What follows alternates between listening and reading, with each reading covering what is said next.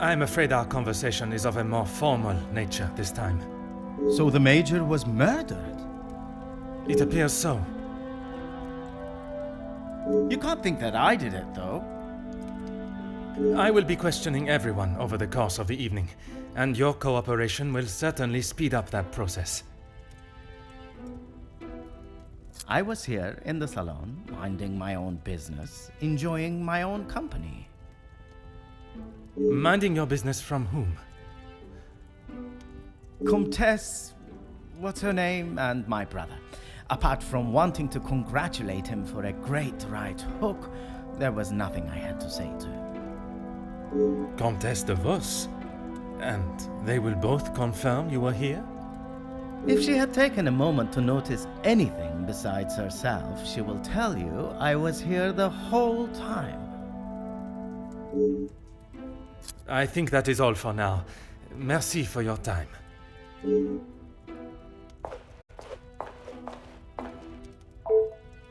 Bonsoir, Monsieur Beckers. Merci for speaking with me. Monsieur Poirot, or should it be Detective Poirot now? Detective Poirot is perfect, merci. I would like to begin with a few questions. Go right ahead, Detective Poirot. I took great pleasure in seeing the Major's ego as well as his face take a bruising, and then I made my way to the library. Where you spoke with Mademoiselle Conrad? And yourself? Yes. We were the only two that you spoke with. One of the servants brought me a drink, and I was telling her about the benefits of joining a union. She didn't understand what it truly meant to be a part of something. Something bigger than just her. I was trying to explain to her how... Monsieur. Oh, yes, it was just the two of you, and the servant.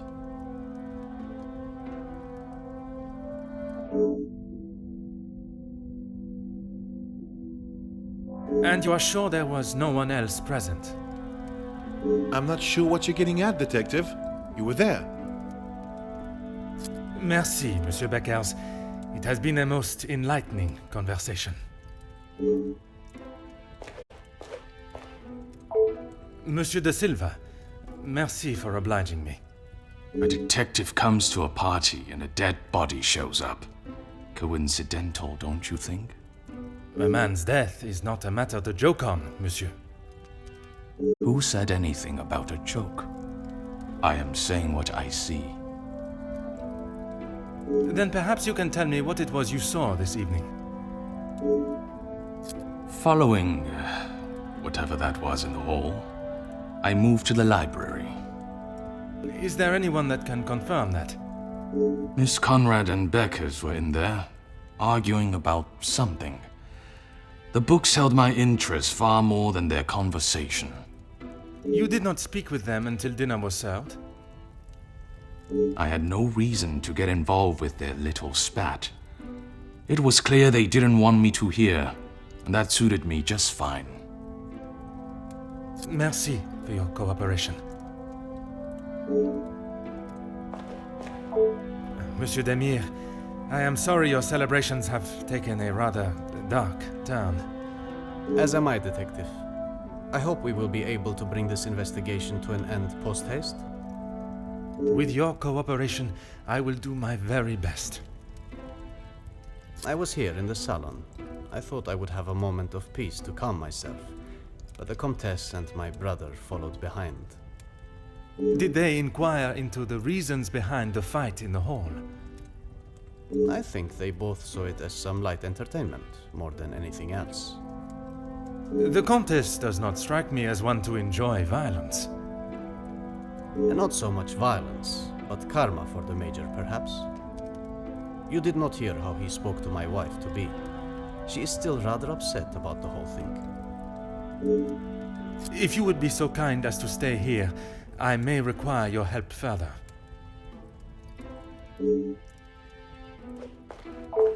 Comtesse, I am sorry our next conversation must be under such formal circumstances.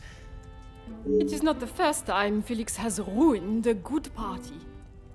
The current state of tonight's celebrations is the least of my priorities, Countess. Well, it's at the top of mine, detective. I did not come here for a wake. Perhaps then we should proceed with my questions and you can get back to celebrating. It would be my pleasure, chérie. I did. I thought by staying in one place, it would be easy for the staff to bring me my drinks. How wrong I was. And who else was present in here? The handsome groom-to-be and his brother, although Zachariah, is it, made a rather sharp exit at one stage. Did he say where he was going? He barely said 2 words to either of us. I think he was more concerned with his drink.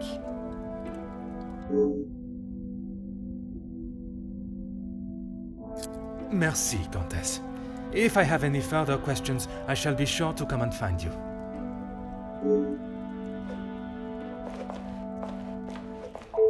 Mademoiselle Conrad, I am sure you understand the delicate nature of the situation. I knew I had seen your face before. You were just an officer when that story hit the paper. You have a très bon memory, mademoiselle. That was a long time ago. You can't escape the past, especially when you go and do something like that. That is very true, but one can learn from it and create a better future. What would you say to Please, mademoiselle. Catching the Major's killer is my sole concern right now. Now, if you would be so kind, I have some questions for you. I arrived, unpacked my bags in my room, and made it downstairs just in time to see the Major take a right hook from Gideon. And then I went to check out the library. And you were joined by Monsieur Beckers. And Ernesto, or Monsieur Silver, as you say. But after he ignored my attempt at pleasantries, I left him to his book in the corner. And your conversation with Monsieur Beckers that I interrupted. You are a persistent one, aren't you? Makes sense now I know who you really are. You'll just have to wait and read about it in the paper like everyone else.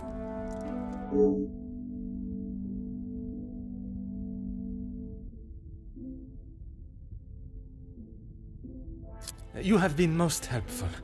I request you do not go too far. Merci.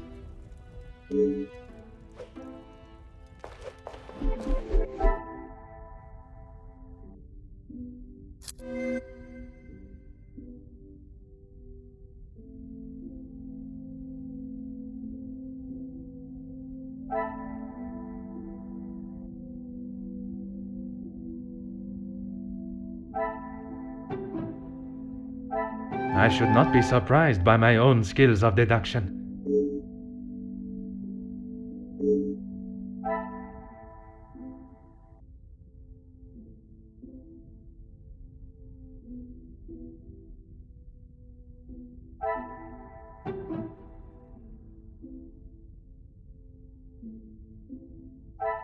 Another success.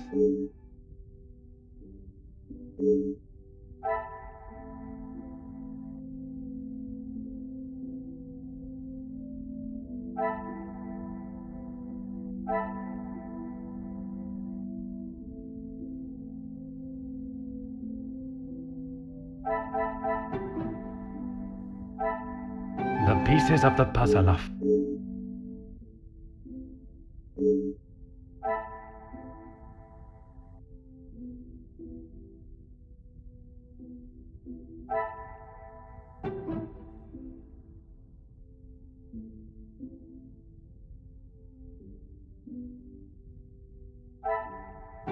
Magnifique.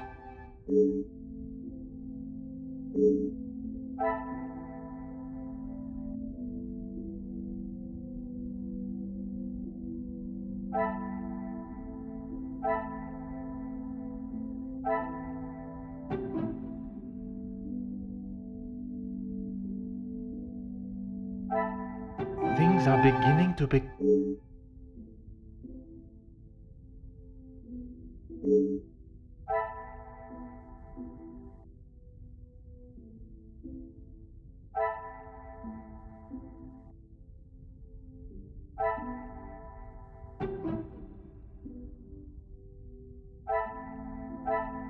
What a revelation!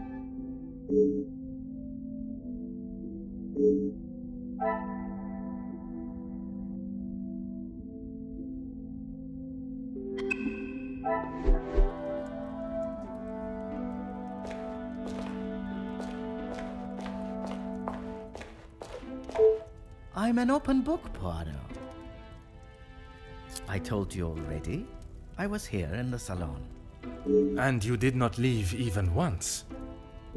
Well, I had to use the bathroom. I didn't realize I had to update you every time nature called. You may keep your calls of nature to yourself, merci. And then you returned to the salon? If you don't believe me, ask Archibald.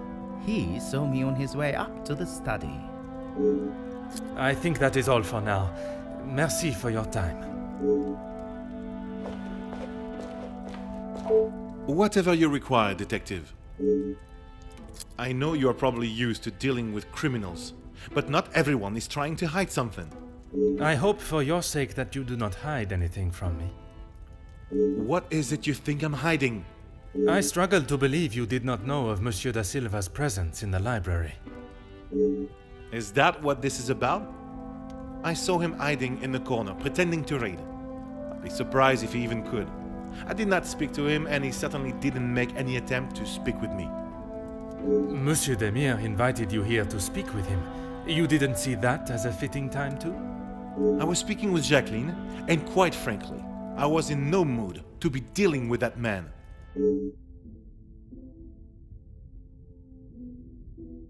Merci, Monsieur Beckers. It has been a most enlightening conversation.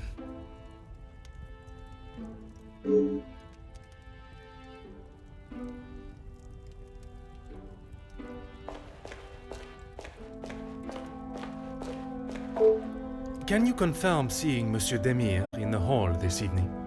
Zachariah, yes. I was on my way with a bottle of whiskey to the Major. He shouted a rather ignorable greeting to me and asked for directions to the bathroom. I presume you showed him the way? Aye, Detective. I showed him to the hall bathroom. I didn't think it was wise to attempt the stairs, not in that state.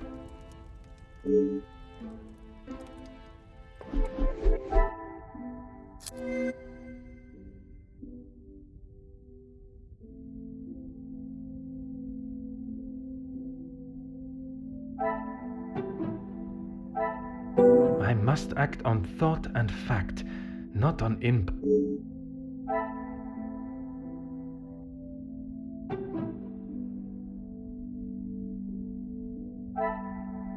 Some would say a lucky guess.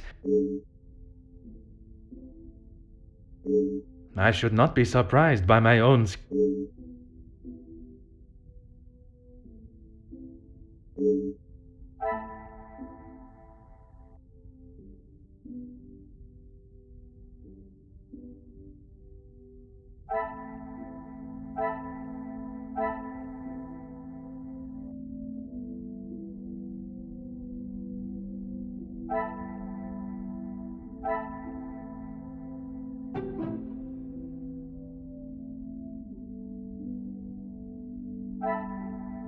Another success. Things are beginning to become clear.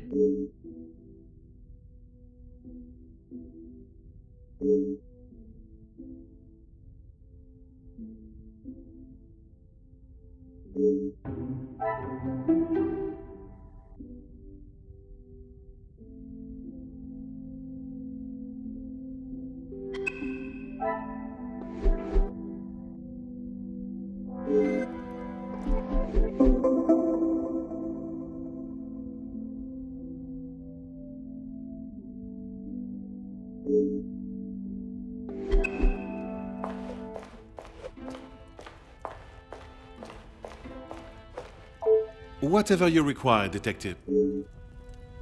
I know that I don't think, or didn't think, a great deal of him. I'm just sorry I didn't get the chance to tell him what I thought. The man has recently been murdered. Someone must stand up to men like him, with their crooked dealings and lack of well, any compassion at all. Another rousing speech, monsieur. It's the truth. If you knew what I know, maybe he wouldn't be dead, but behind bars instead. Yes, Gideon invited me. If you will recall from our previous conversation, we have been working together and he thought now would be a good time to discuss matters. To discuss business at the celebration of his engagement? We're all here, so what better time? He thought Da Silva might even let his guard down, if he was in a more jubilant mood. It would be wise to not continue to ignore us any longer. And what business was it that was so urgent?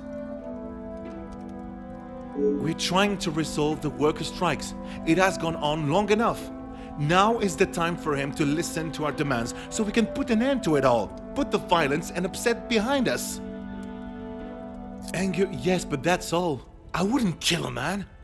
You must see why this leads me to have suspicions. You can't honestly think I did it. I am a man of peace. I make changes with words, not with violence.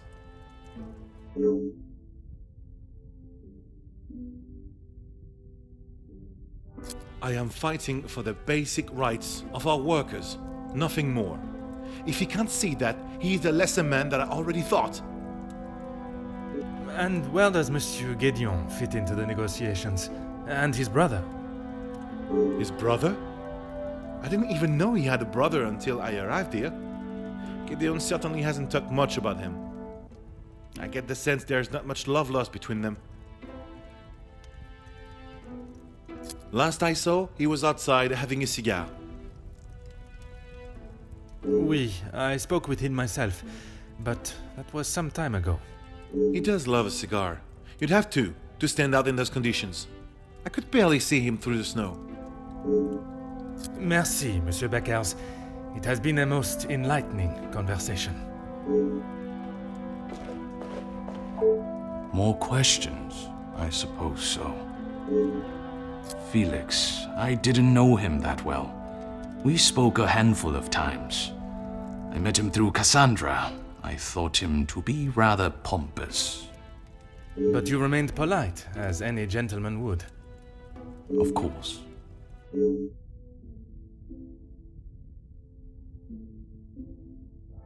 What is there to say? She's a remarkable woman, and I admire her. Even after Edwin's death, she held herself with such poise. It sounds as though you hold her in the highest regard. And why shouldn't I? Women these days could take a leaf out of her book on how to present themselves. He had approached me about doing some business together. I like to know who I'm getting into bed with first. And you both went ahead with your business venture. Not so much a business venture, more security related. But there is no need to discuss that any further. Is there something you wish to remain hidden about your partnership, monsieur?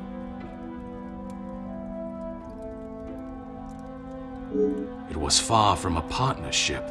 I hired him to run security at my factories. If the workers were going to get violent, I wanted to make sure I was ready to protect my property. That is correct. And the reason for your support was always of a purely platonic nature. If you're trying to insinuate that I was expecting something in return, you can remove your head from the gutter. I meant no offense. I'm only trying to understand the dynamic of your relationship.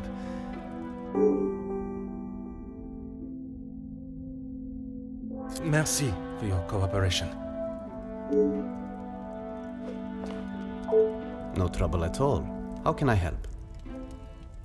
I knew of him more than actually knowing him myself.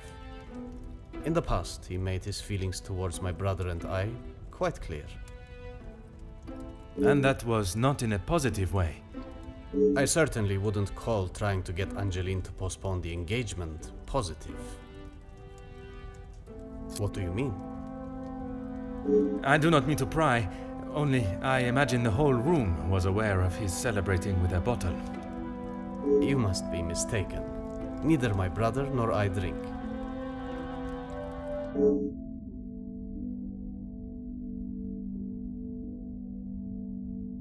We aren't the closest. But what brothers are? I would argue that many are. We've lived very different lives. Our priorities are different. He does not see things the way I do. There isn't much more to say.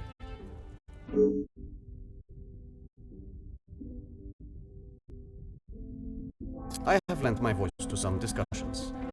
I have tried to facilitate meetings. Just positive support. Does that positive support include sending letters to those on the opposing side?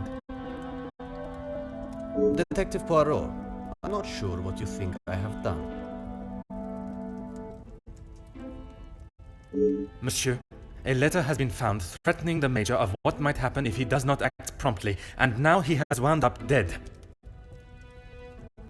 You think my sending him a letter, warning him not to get involved, means I murdered him?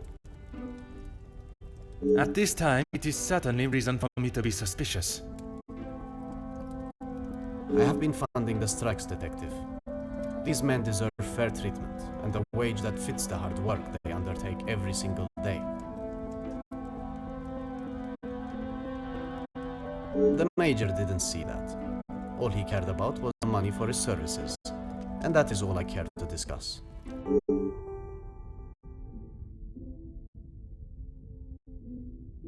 If you would be so kind as to stay here, I may require your help further.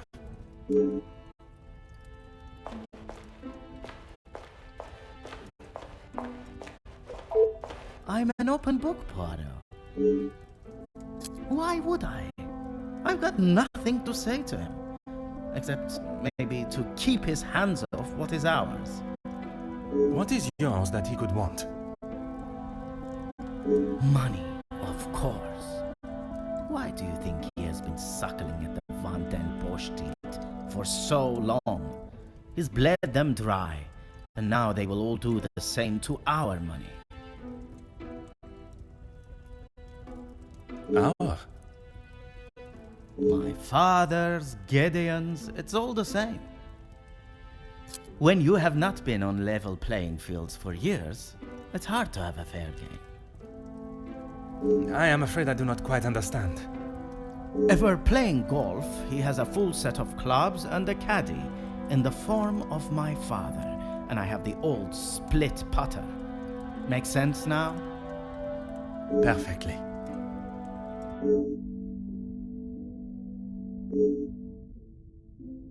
That doesn't surprise me, and yet no one actually asks. I am asking now.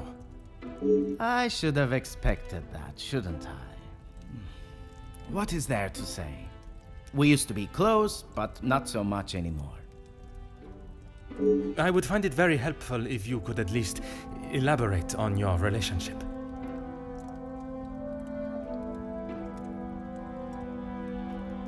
He went to school, got an education, and was the apple of our father's eye. I went to war. See the difference now?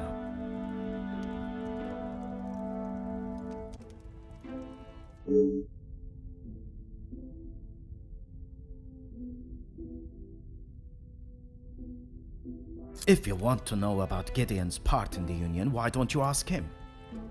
So, you are aware of his support for them? Yes, well, he...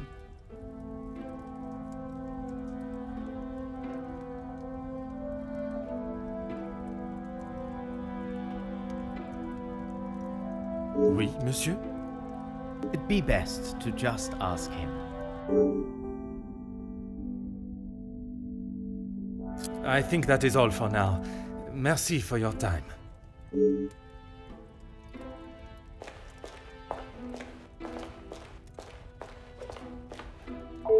No trouble at all. How can I help?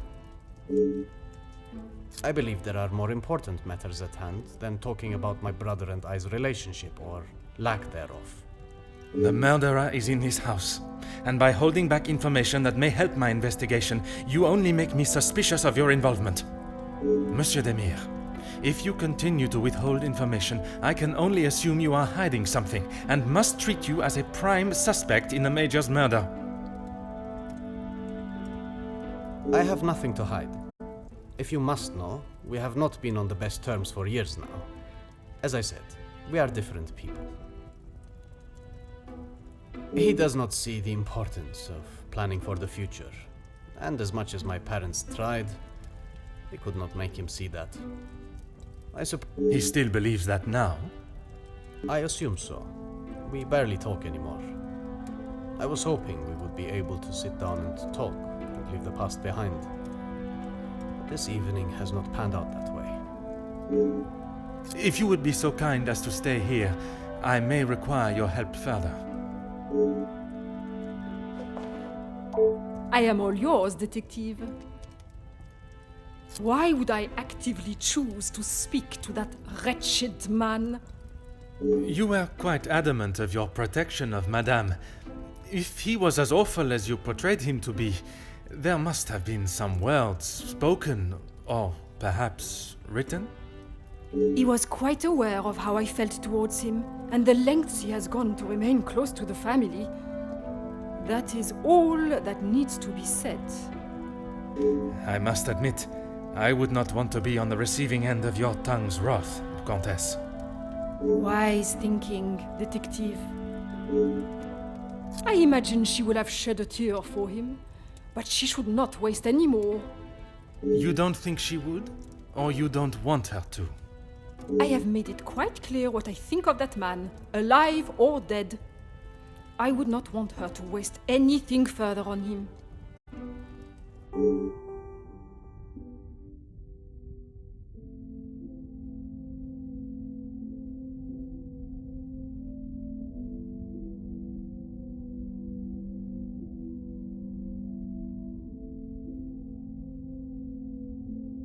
What of it? Do you believe there was something more to their friendship? As I have said, detective, I am not one to gossip. I would not even consider your name and that word in the same sentence. Because it is not gossip when it's the truth.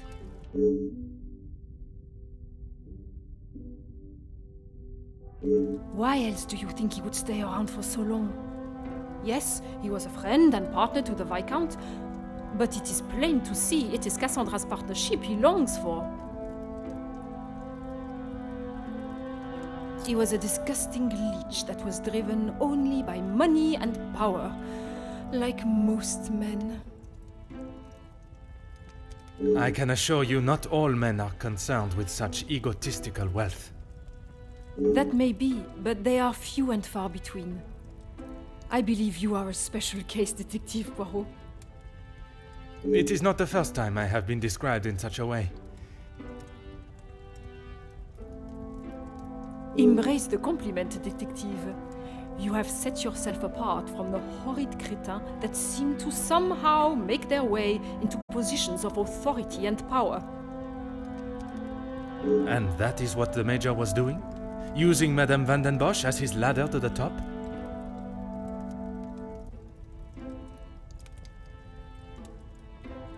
You are finally seeing the man he was. A weak and self-indulgent social climber.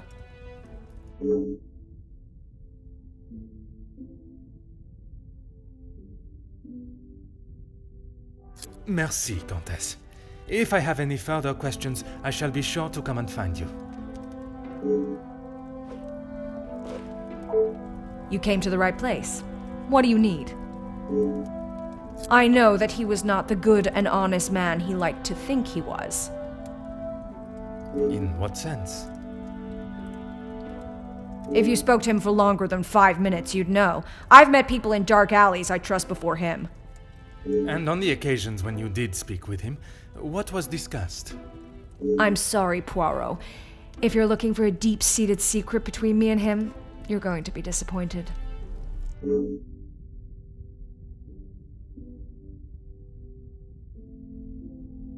That man has got some real anger issues. I get why he's frustrated. He's trying his best for the workers, but holding on to rage like that, something's gonna burst.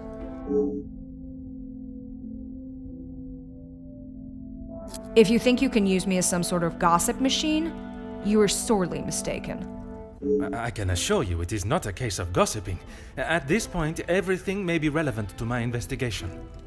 So I would be helping you potentially solve a crime? You should have said that off the bat. To say he's smitten is an understatement. I reckon he's been wanting her for years. I see. Madame does not feel the same? Doesn't look like it. If she did, she would have said something about it, right? I don't know if you really would. She's got a mouth the size of Texas, except when it comes to truths about her. She wants everyone to think that she's the savior of these girls at the shelter. But there's a side to her I don't think anyone gets to see. And what side is that? One that she is keeping tucked away under her very expensive dress.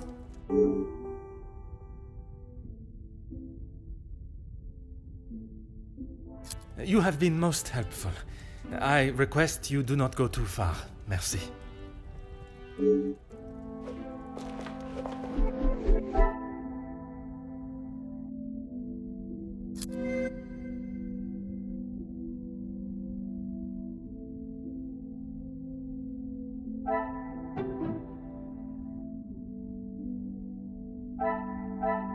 What a revelation!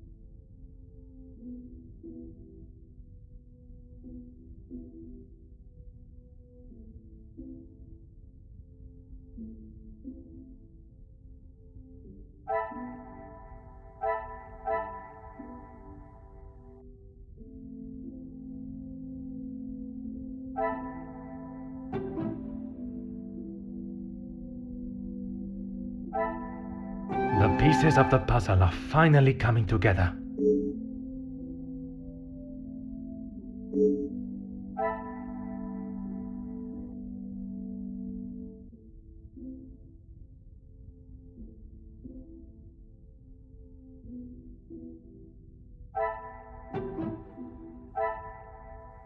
Magnifique.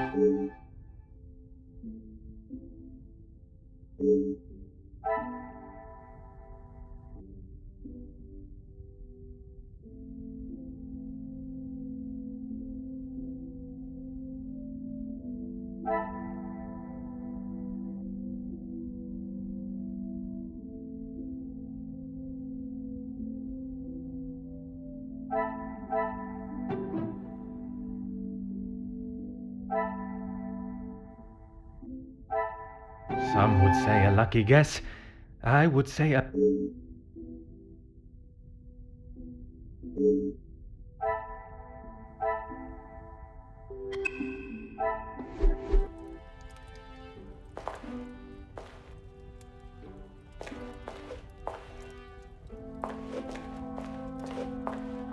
I am all yours, detective.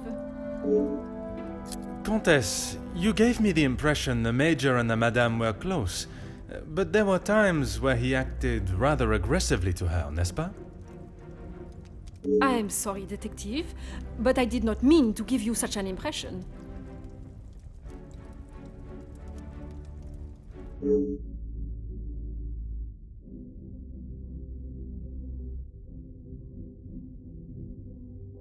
Ever the charmer, detective.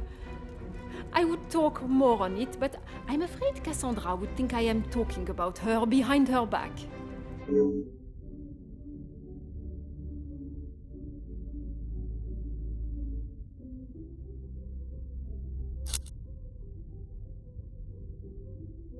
It is not often I am swayed so easily. I applaud you on your willingness and persistence. From day one, I was wary of his intentions. And it was not long before he showed his true colors. If it is a tear she sheds, it should be one of joy that he is out of her life. I understand your feelings towards the Major, but perhaps there was... He was a bully. He took his shortcomings out on her, and she sat there and accepted it. I never thought I would see the day. Perhaps now she will be able to see the man he truly was. Karma will always catch up to you. Merci, Countess. If I have any further questions, I shall be sure to come and find you.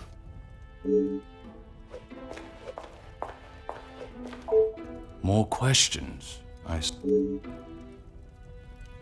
Mademoiselle Conrad was quick to talk of your hidden feelings towards her, perhaps only hidden to Madame van den Bosch herself. What has this got to do with the Major's death? Does Cassandra know you have spoken to others about this? I have only tried to help her. There may be some feelings there, but Madame van den Bosch does not know of them, and I trust that it will remain that way. Merci for your cooperation.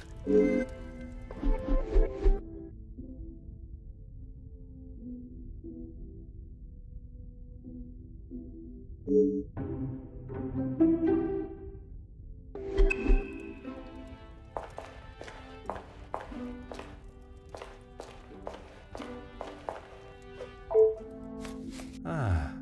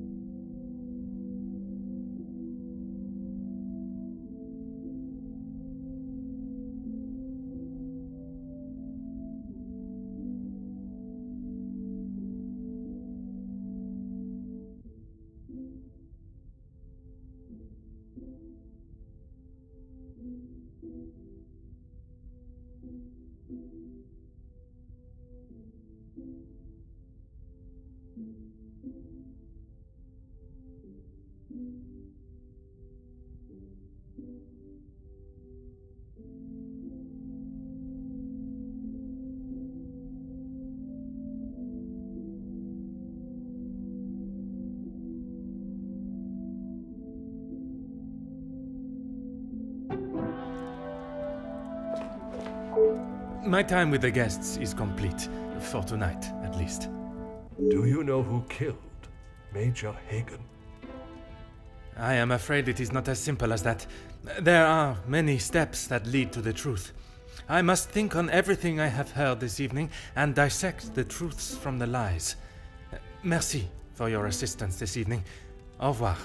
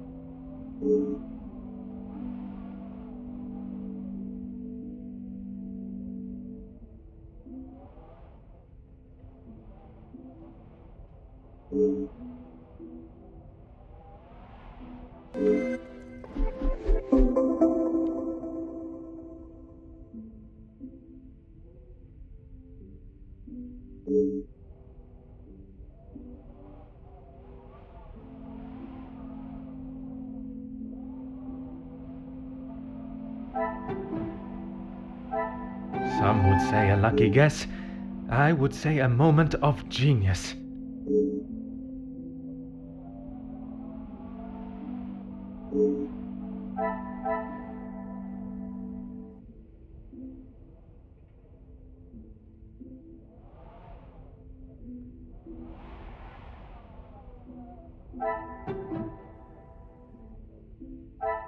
The pieces of the puzzle are finally coming together.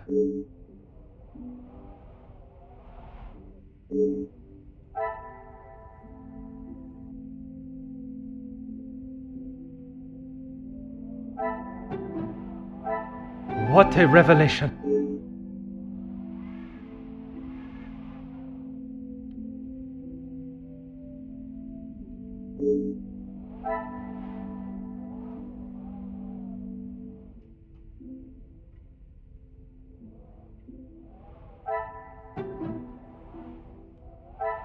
I should not be surprised by my own skills.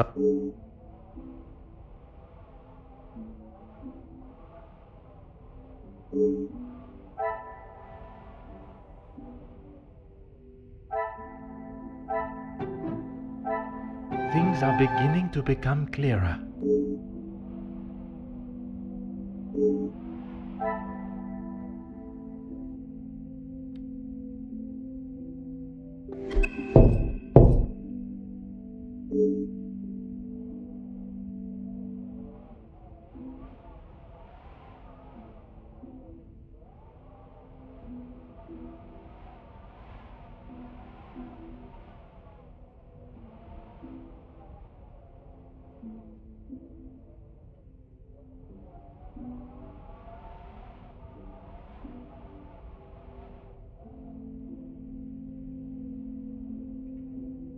Entrez.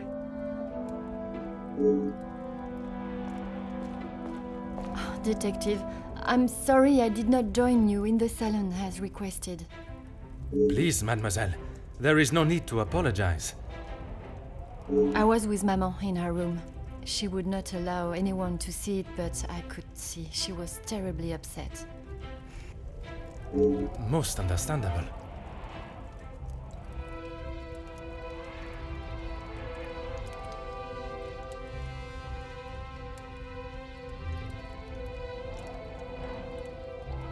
Do you have any suspicions as to who could have killed him? I'm afraid my suspicions extended across all of the party's guests. While it seems as though their alibis all corroborate one another's, The disdain and hostility towards the Major makes them rife with motive. I know there was some bad blood between the Major and some of the guests, but not enough to kill him, surely. She may seem tough on the exterior, but she's really quite kind when you get to know her. The Countess? She is a formidable force I would not want to come up against. Don't be silly, detective. She wouldn't hurt a soul. Jacqueline, I mean. I assume that's who you were talking about, detective, after what happened between them. That is the story I have yet to hear. She must have told you about the piece she was writing on us, about Gideon's work and our marriage. Somehow that was the only thing she did not mention. That's strange. I thought that is what she would have started the conversation with. Well, she had come to the house to interview me, and when I entered the library, she was there with Felix amid a rather heated conversation. Do you know what this conversation regarded? I'm afraid not, but Felix was quite enraged. He picked up an envelope from the table and stormed out, slamming the door behind him. And Mademoiselle Conrad?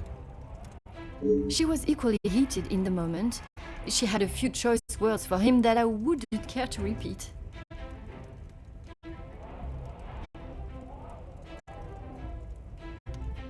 Better, thank you, detective. She's resting in her room. It is the best place for her. And you, mademoiselle? I'm not quite sure. It is a rather surreal feeling. I did not think I would miss him like I do. It is understandable. He has been a close friend to your maman for many years. And to me, detective. We had grown close. After father's passing, he was always there for me. And now... You must try and not think on it like that. It is easier said than done, detective. I have no doubt, but you can be assured the culprit will not remain at large for long. You have my word. I'm sorry, but I just can't imagine any of them committing such a heinous crime. It can often be hard to look past one's personal feelings for someone and see their flaws. It's not that, detective. It's just they have known each other for years. Why would any of them act now? I was under the impression the Major had merely a business relationship with some of the guests. That's true. But those invited know each other, some of them for years. They may not seem like it, but some are even friends. I should return to my room now, detective. It has been a trying day for us all. Oui, mademoiselle. I am afraid tomorrow may bear a resemblance, but I will not stop until I have found his killer. I am certainly glad you are here, detective. When and where a detective is required, that is where I shall be. Bonne nuit, mademoiselle.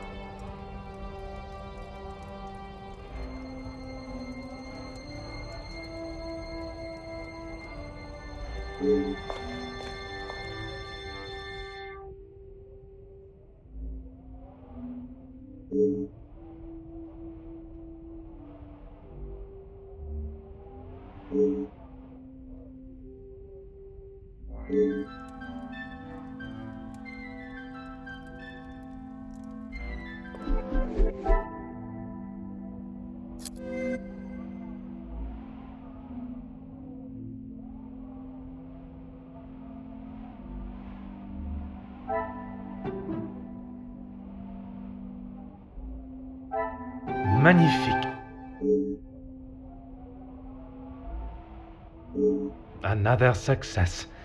I never doubted myself.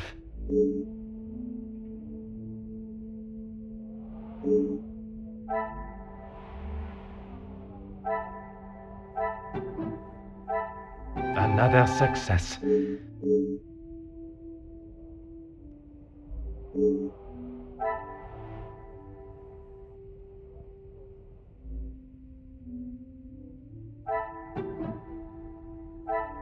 What a revelation!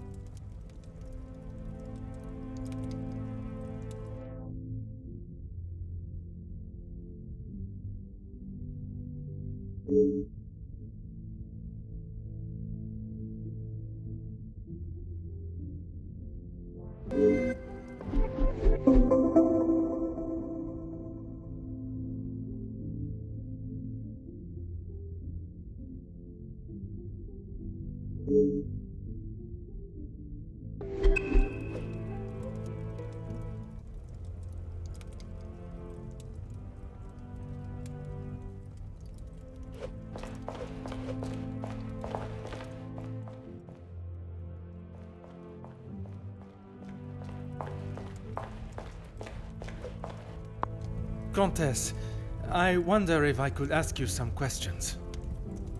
That is it, detective? No small talk? No inflating of one's ego? I am afraid not, Countess. With the murderer still loose in the house, my mind is rather preoccupied. Well then, detective, perhaps I can be of some assistance. Comment, madame? I thought you might like to know what I found on the Major's body. That certainly piqued your interest. A man has been murdered, and you find it acceptable to fool around and joke. Oh, please, detective. Do you really think so little of me? Archibald asked for my assistance. He knows of my medical training from my days as a nurse, and I thought I would be able to help. Even if it has been some years. It was not his place to grant you access to the body. I shall remember to keep my assistance to myself next time. A single stab wound, which you no doubt already knew. The knife was held in their right hand. I would say their predominant hand.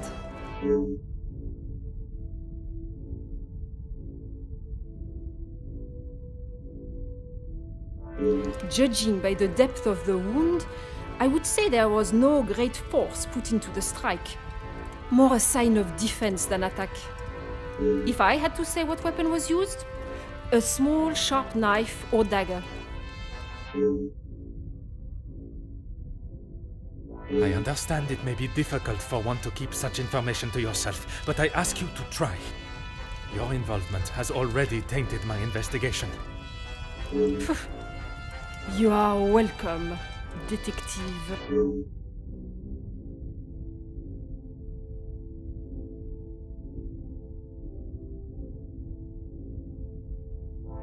S'il vous plaît, Comtesse.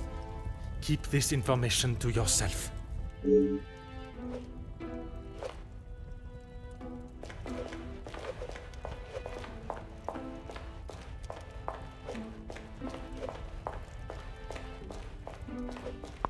Good morning, detective.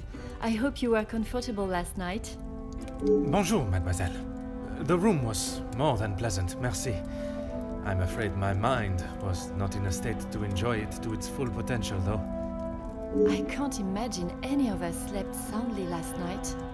Hopefully, guilt will be weighing heavily on someone's shoulders this morning.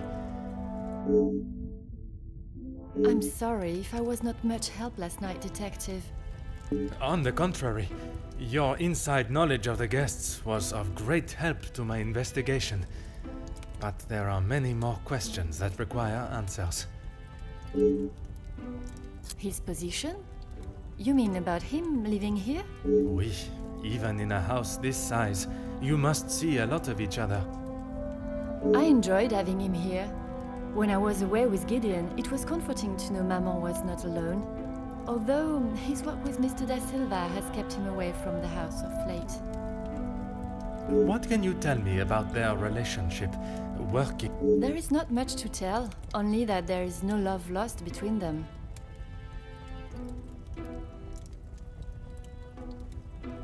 He was always quite private about his work. I know that he was helping Mr. Da Silva with some safety matters. I found a check addressed to the Major from Monsieur Da Silva. It noted security consulting. Ah, that's right, security. With his military training, he helped Mr. Da Silva prepare for any trouble with the strikes. A development? Oh, detective, I knew I could count on you. It may not be the news you had wished for, though. Another letter has been found. Addressed to me? I don't know how much more I can take of this. Pardonnez-moi, mademoiselle. Although it has been written in the same manner, using similar phraseology, it was not sent for your eyes, rather the Major's. Or at least that is how it seems. I'm sorry, detective, I don't understand. It is addressed to him or not? I found it in the Major's study yesterday while conducting my preliminary search. Whether he is the author of the letter or the recipient, I am still yet to discover. Heavens no, he could not do that. You did not hesitate for a moment. Why would he do such a thing? And then to send a letter to himself. It just doesn't make sense. Merci for your time, mademoiselle. You are to a detective what an umbrella is to a traveler on a wet day. Useful? Exactement.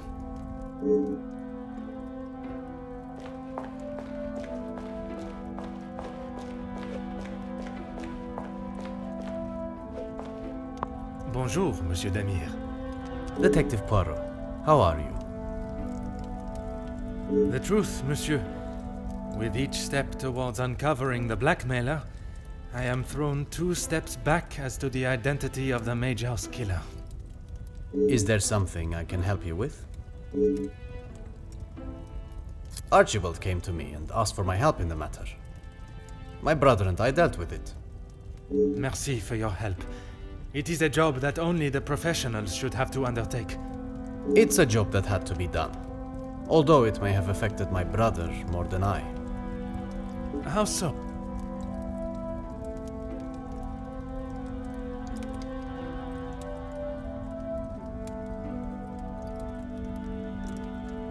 At the sight of the body, the color drained from his face. Once we had reached the cellar, Zachariah took himself straight off to bed, without even a good night. Felix and Madame Vandenbosch are the only ones with keys, as far as I'm aware. Oh, and Archibald. I'm sure I heard Felix asking him to return something to it once.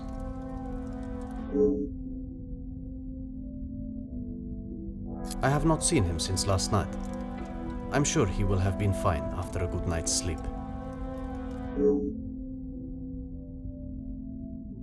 He does not need his younger brother checking in on him. Perhaps that is exactly what he requires. I'm not sure what he told you yesterday, detective, but he's a big boy. He can look after himself. I worry that may not be the case, monsieur. His time in the war came up in conversation more than once during our conversations. He's still talking about it? I thought talking to the doctor would have stopped all of that. Merci, monsieur.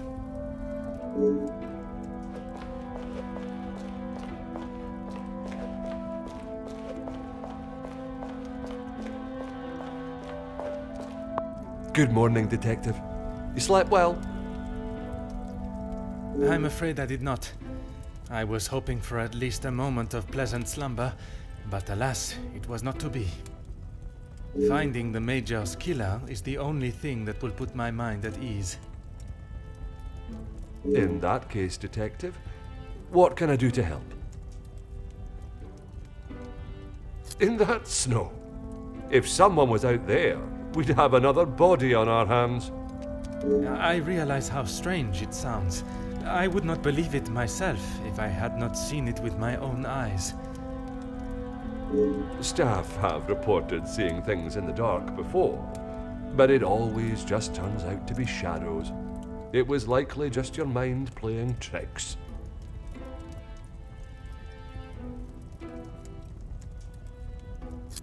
I'm afraid our Lizzie is not well.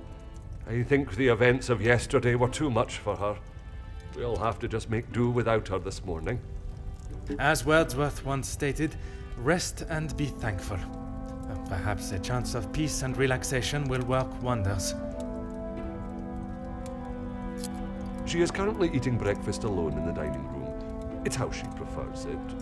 But if you wish to speak with her now...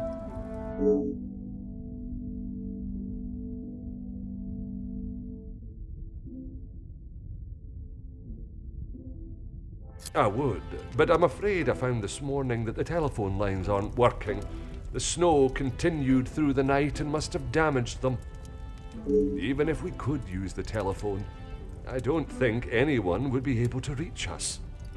In that case, it will be up to myself alone to solve the case. I'll let you know if anything changes. But until some of the snow clears, enough for the carriages to arrive, we are snowed in.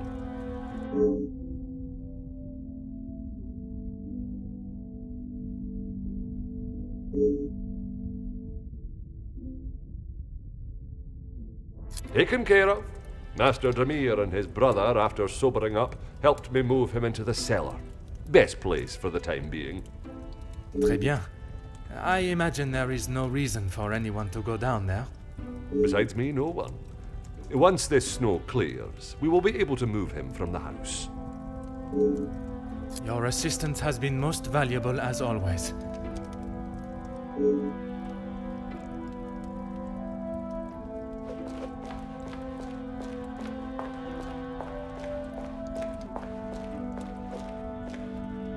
Ask away, chérie.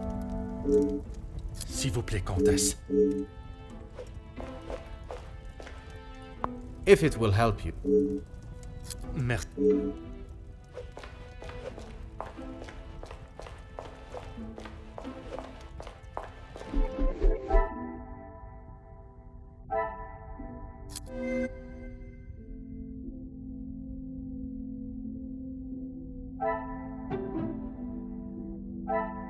The pieces of the puzzle are finally...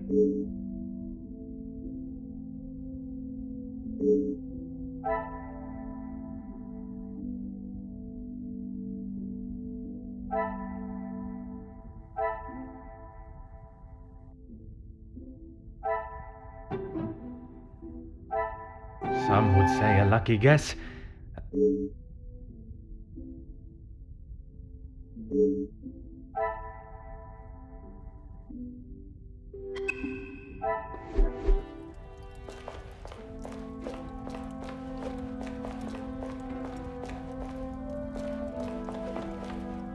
If it will help you find the Major's killer.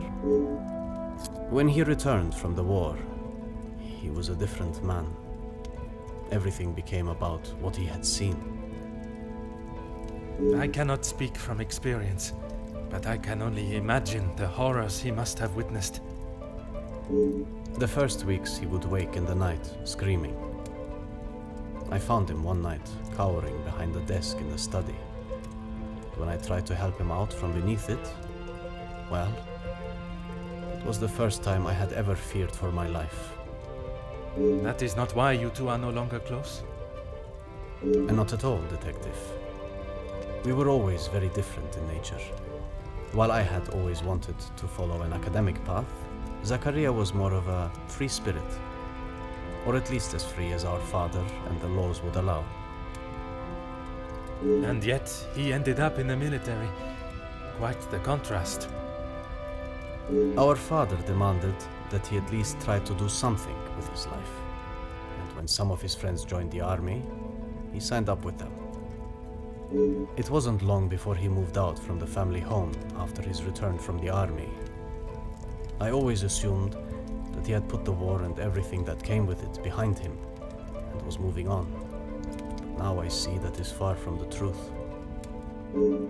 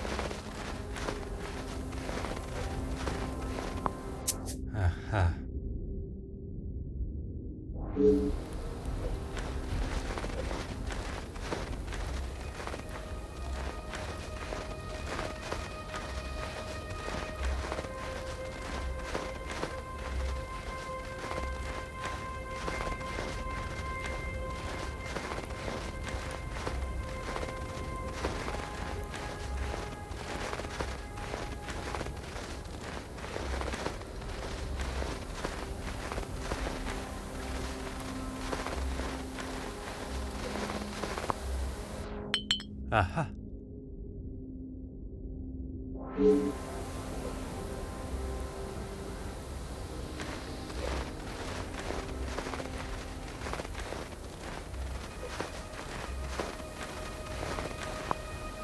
Oh.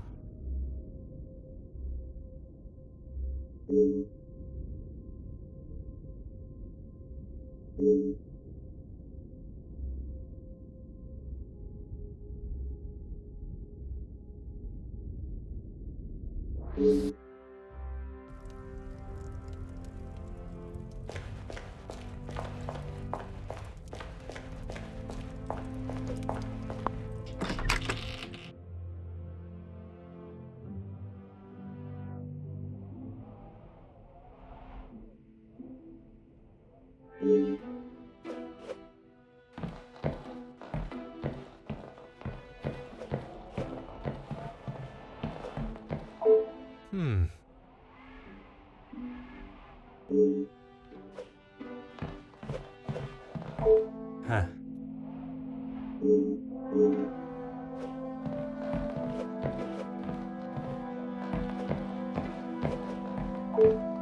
Oh.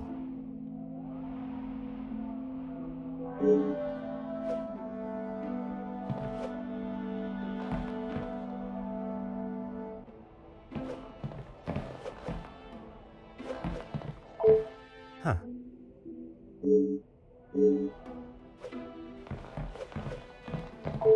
Huh.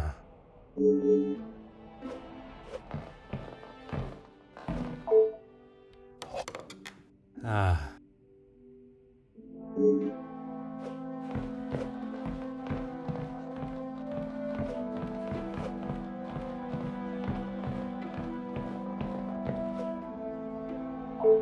Bonjour, madame. May I offer my condolences for your loss? Thank you, Detective, but they are not necessary. What can I do for you? I was hoping you would be prepared to answer some questions. If I must. I'm sure you're aware he was not the easiest man to get along with. His hot temper made him a number of foes. A hot temper is reason enough to kill a man. His mouth often acted before his brain. Perhaps someone had grown tired of dealing with it. Seeing as I heard Mr. Becker's in what I would describe as an unnecessarily loud exchange of words yesterday, he would be my first suspect. You heard them yourself. How could I not? The volume they were shouting at, I could hear them from the study in my room. You did not think it fitting to tell me this yesterday?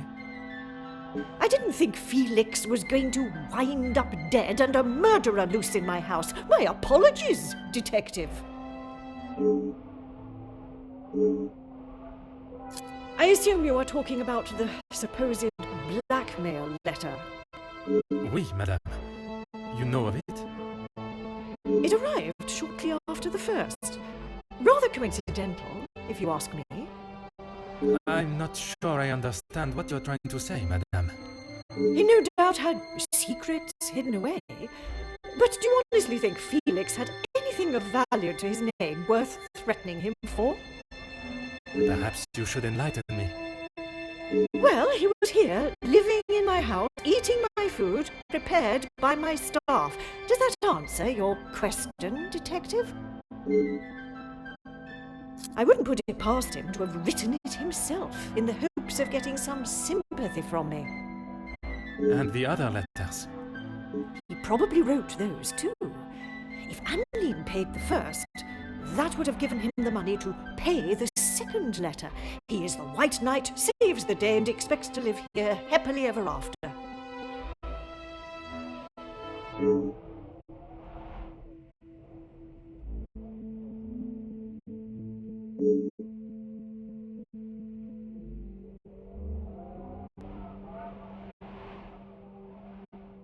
What is it you wish to know? You two have been friends for some time now, and while I do not mean to pry, has your relationship only...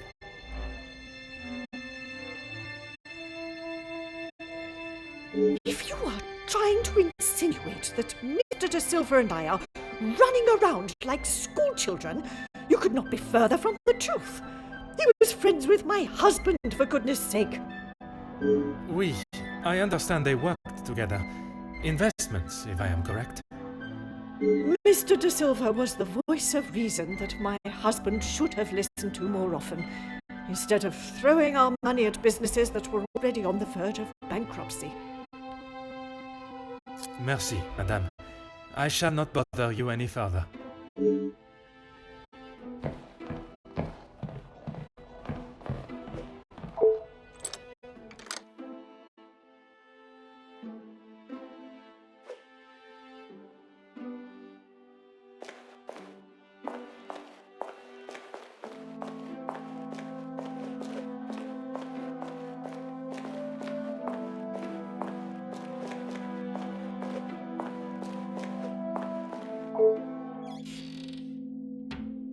Aha.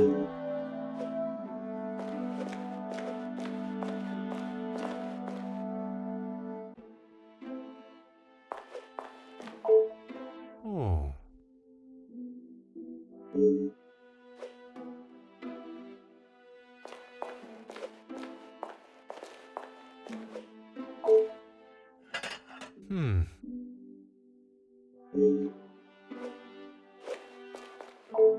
Bonjour, madame. You must be the wonderful cook. Wonderful and modest, sir. I am Rihanna. My taste buds thank you for the ravishing meal last night. It has been some time since I ate so well. Glad to hear it, sir. S'il te plaît, madame. A detective is fine. In that case, mademoiselle is fine for me, and I will ignore your presumption of marriage. Très bon, mademoiselle. That's right. I've seen staff come and go, but a house always needs a trustworthy cook. I agree. But if I was to eat what you prepare every day, I fear I may be the size of La Maison. Not a bad thing, detective. You could do with some meat on your bones. Well, With the snow still not clearing, we may be stuck here for the weekend. Perhaps I should look to adjust my pantalon buttons. I did. Monsieur Archie told me what had happened. Bruises can swell fast, so I took him some ice to bring it down. How was the Major when you saw him?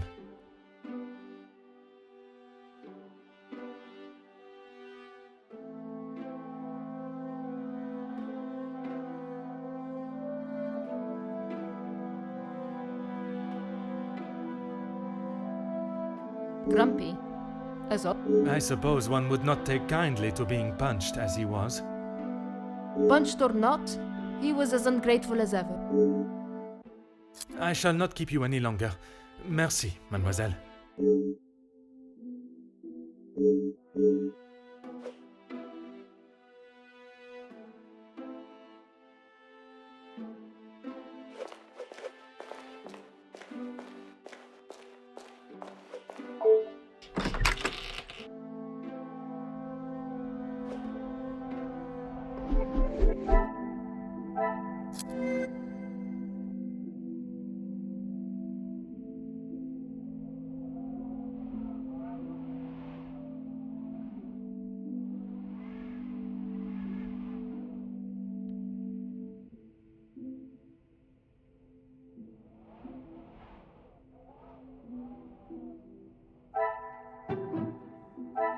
I should not be surprised by my...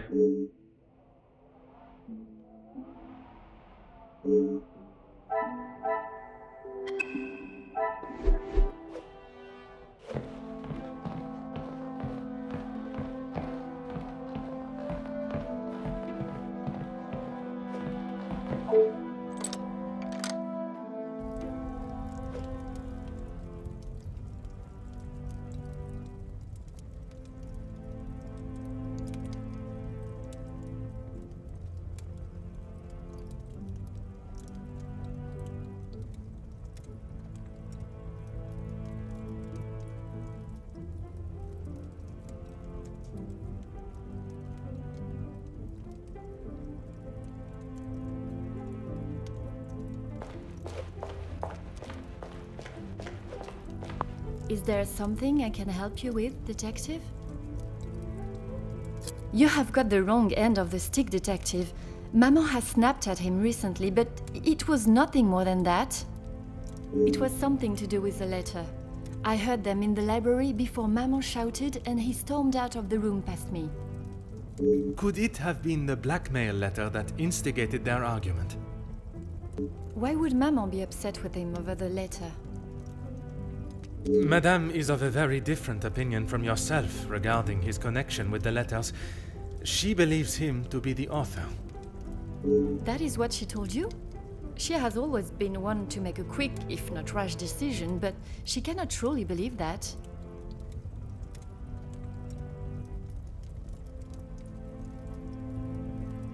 I don't recall telling him directly.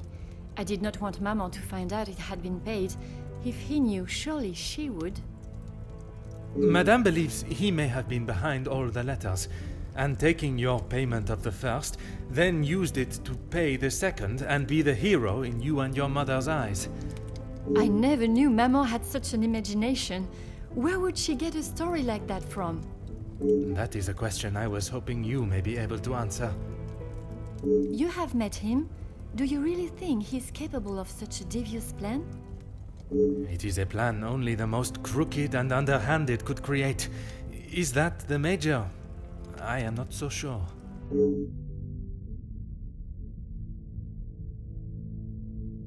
I shall not keep you any longer.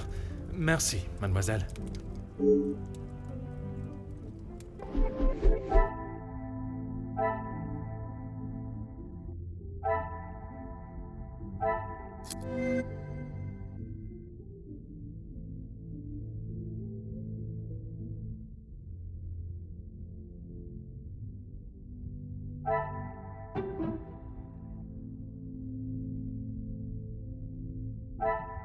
Magnifique.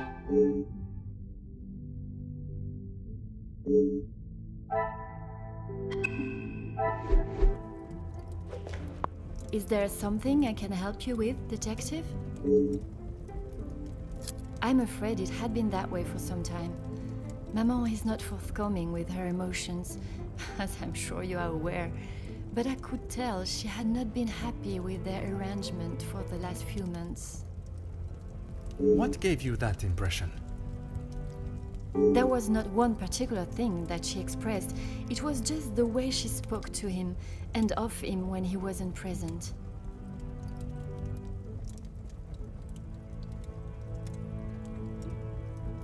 I shall not keep you any longer. Merci, mademoiselle.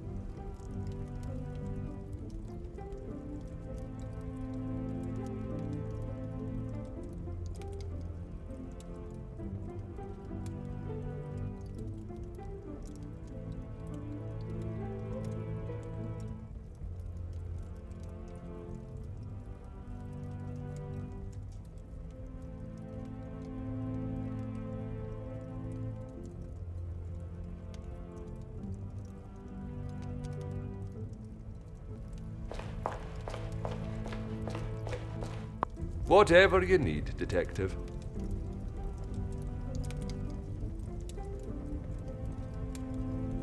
Certainly, Detective.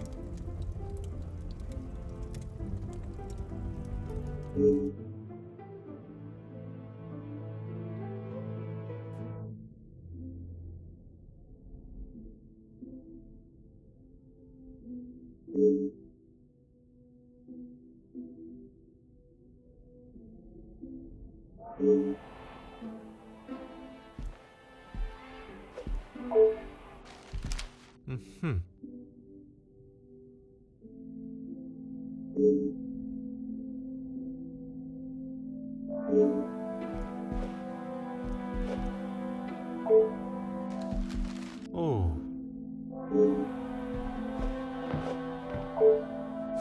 Huh.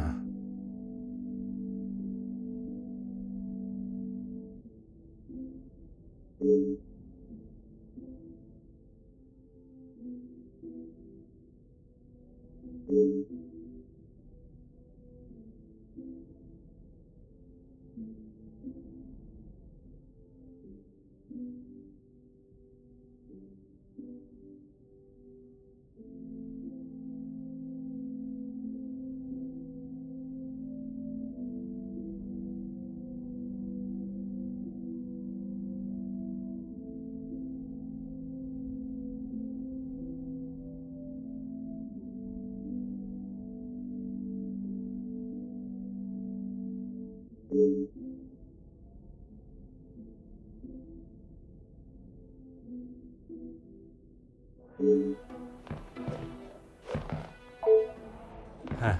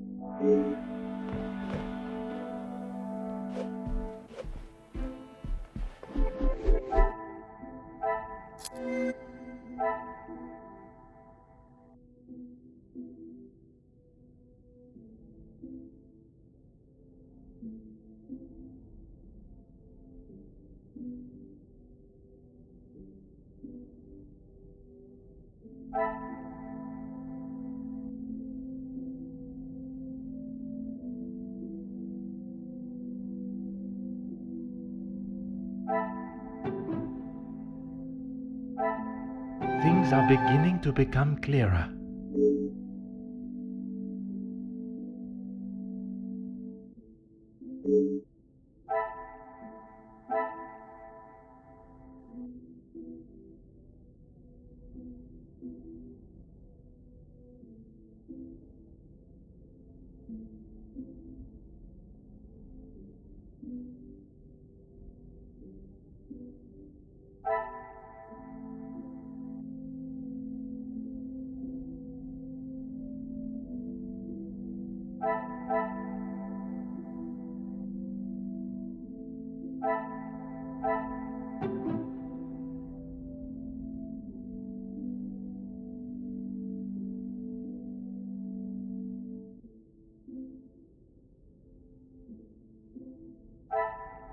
What a revelation!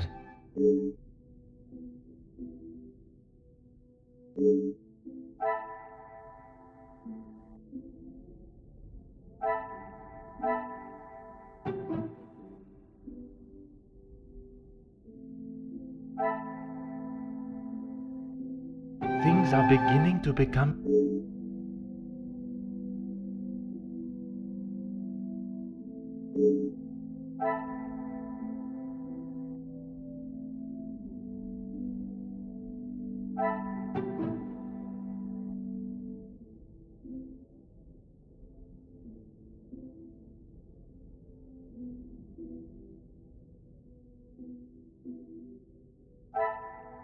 Another success.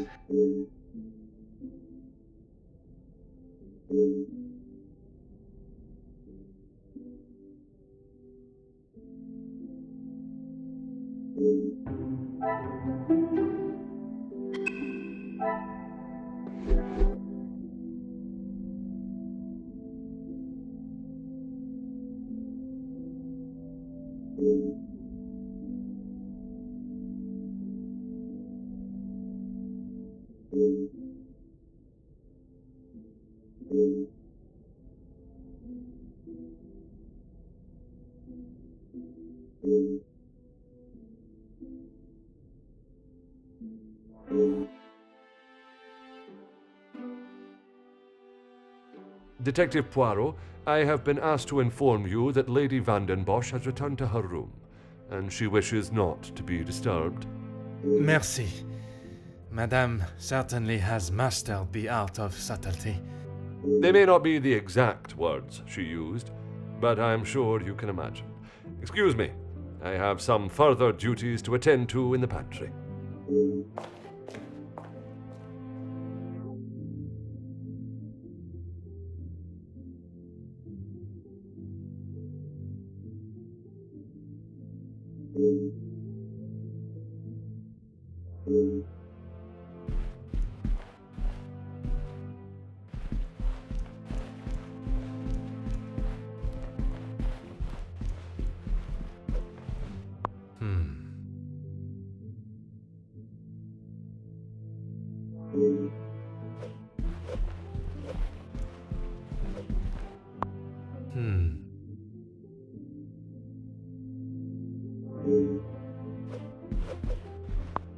Huh.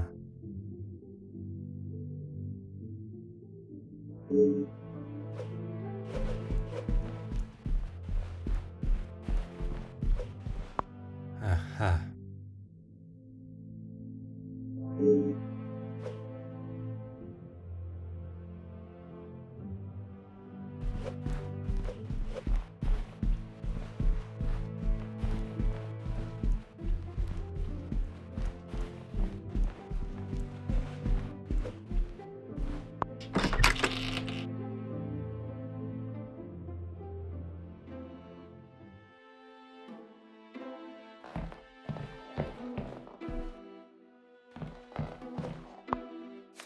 Ah.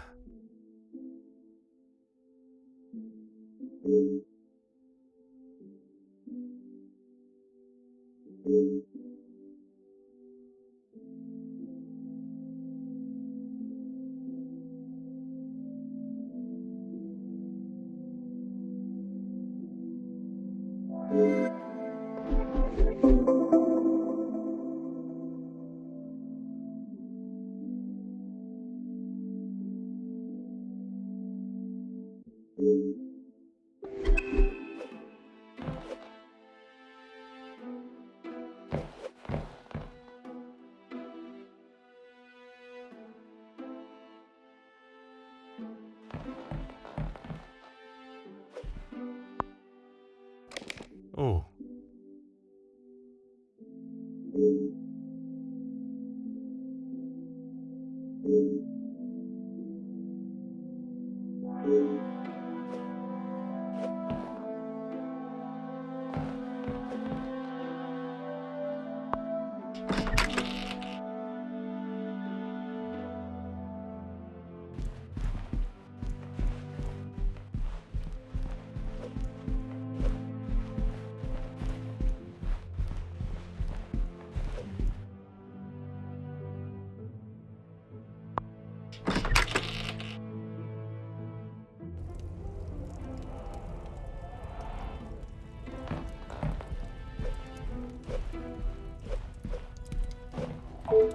Aha.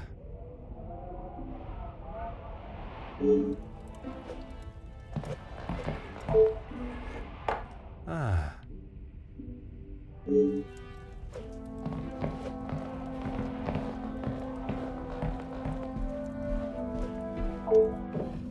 Aha.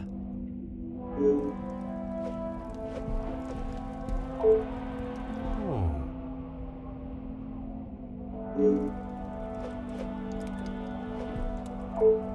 Mm-hmm.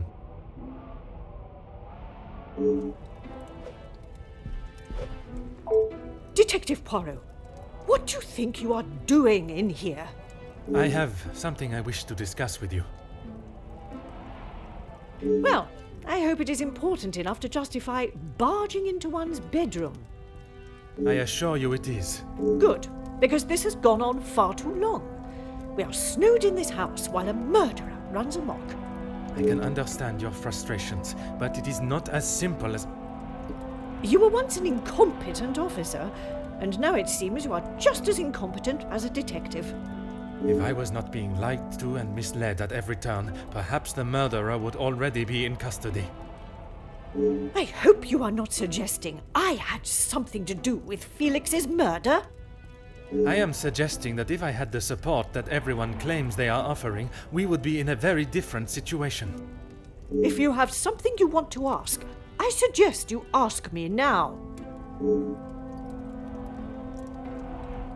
We met before Angeline was born, so he was often at the house when she was growing up. And where was it you two met? I was attending an event. Felix was also in attendance as a serving officer. A conversation was struck. So it was not through the Viscount that you two met? I did not require my husband to start conversations on my behalf. It was you that instigated it then? My, detective. That active imagination of yours has taken you on quite some journey.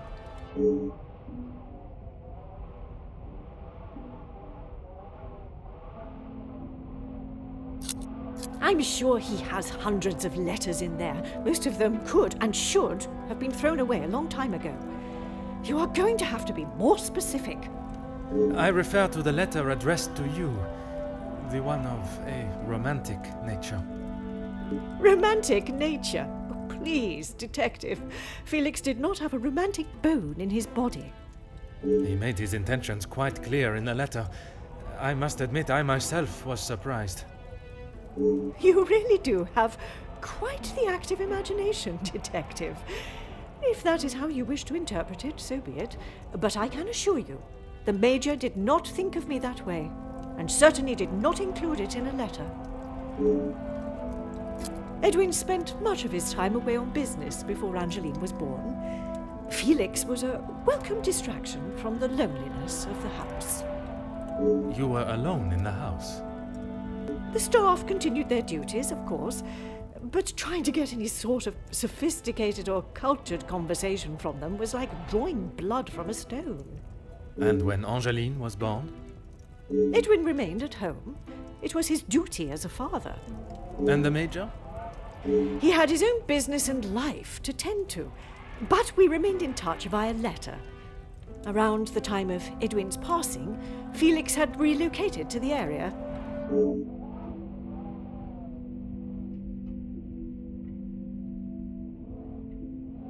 I think that is all for now. Merci, madame.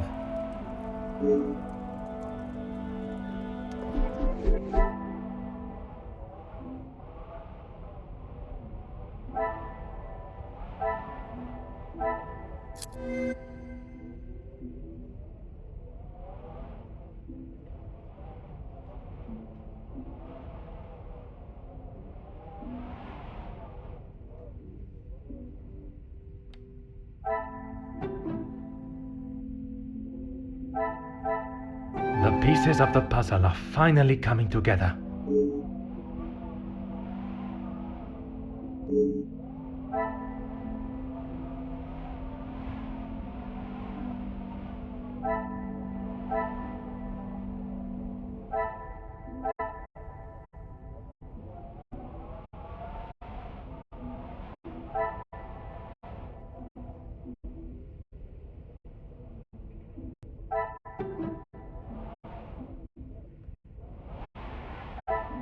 Magnifique.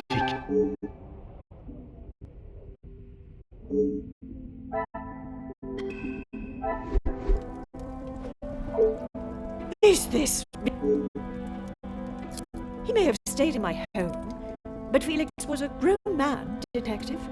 What he kept, hidden or otherwise, has nothing to do with me.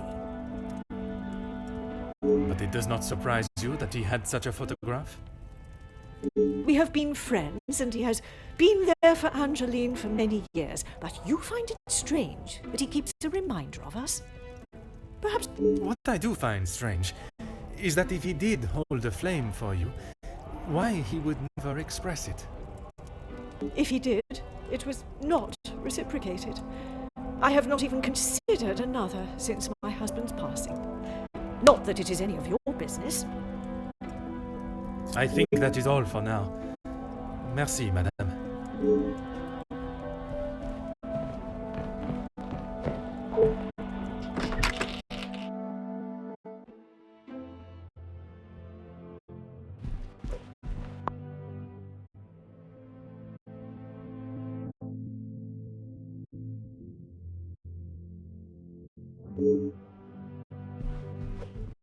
Detective Poirot, are you any closer to uncovering the truth of Felix's involvement with the letters? I am, mademoiselle. I can confirm that he was not the author of the blackmail letters. So the author is still out there. Oui, but it will not be long before they are apprehended, and the only letters they shall be penning will be from behind iron bars. Your confidence is rather assuring. Thank you, Detective.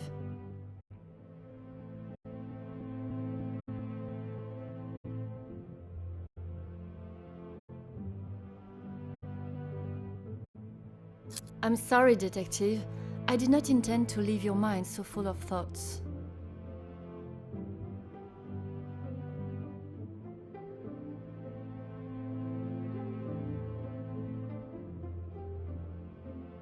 No apology is required.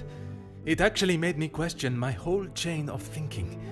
What if there had been a collusion between them, and the Major's murder was planned, organized, and orchestrated to make the investigation seem almost impossible?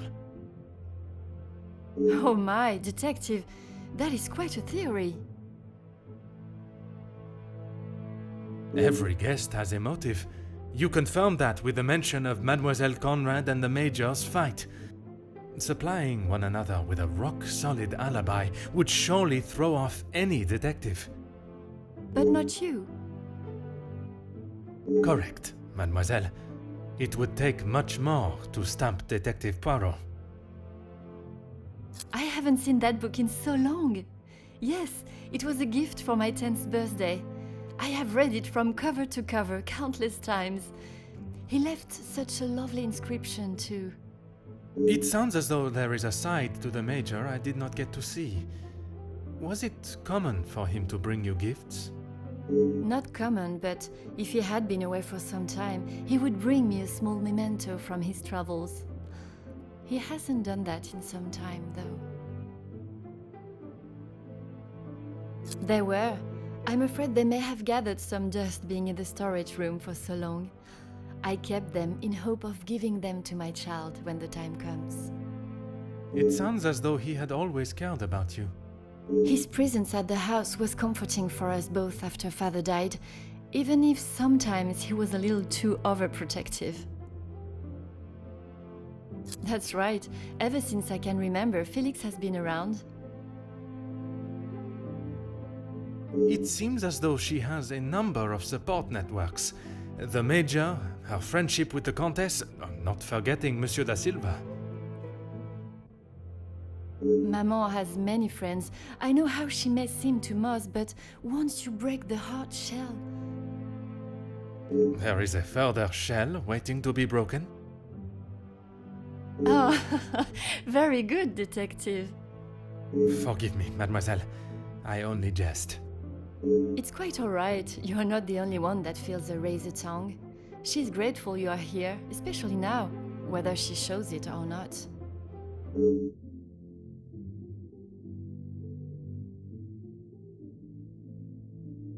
They have often come to blows when it concerns Maman. They are both trying to protect her, but they themselves cannot seem to get along. She spoke of his desire to join the, how do you describe it? Social elite. This isn't the first time she has vocalized that concern. She thinks the Major was just using our family name to make his way to the top. And you do not agree? I will not deny he has shown interest in Maman's social circles, but they have been friends since even before I was born. Surely all those years of friendship was not just to raise his social standing.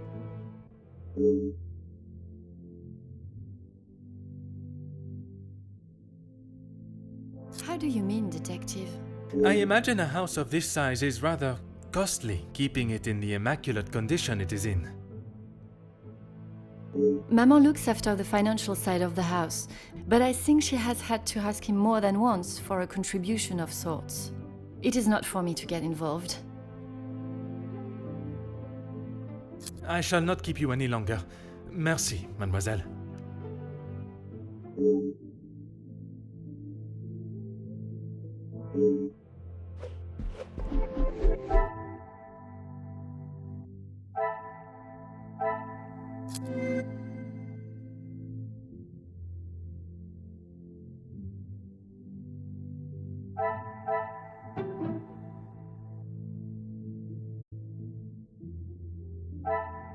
Some would say a lucky guess. I would say a...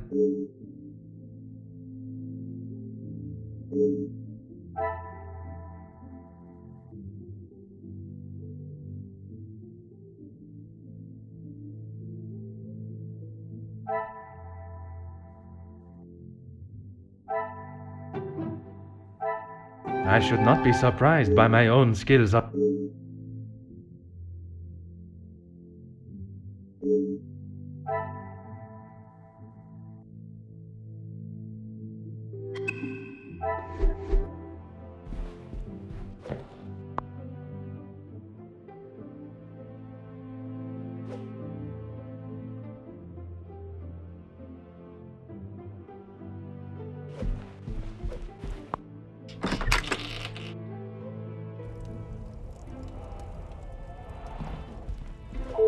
Is this really... Who I allow in my house is none of your business.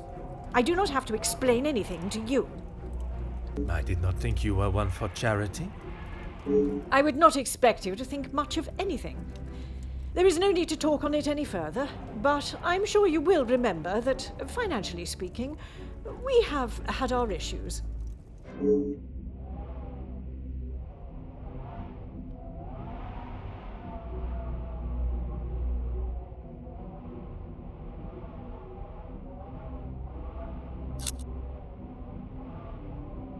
He was a man that required no protection, detective, especially from me. That is the impression I had of him, which is why your defensive stance warrants questioning. Your insistent questioning on such trivial matters are getting on my last nerve. There is a murderer and a blackmailer to be found. That is your job here. How many times do I have to tell you? There was no romantic feelings between us. I have grown weary of this conversation, Poirot. There is nothing more to say.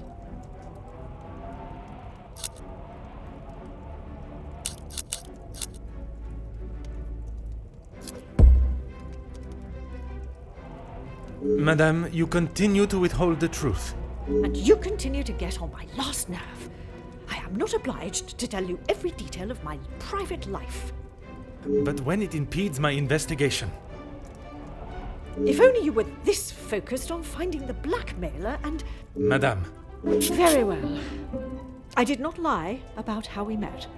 I was attending an event, raising money for... Oh, I cannot recall now.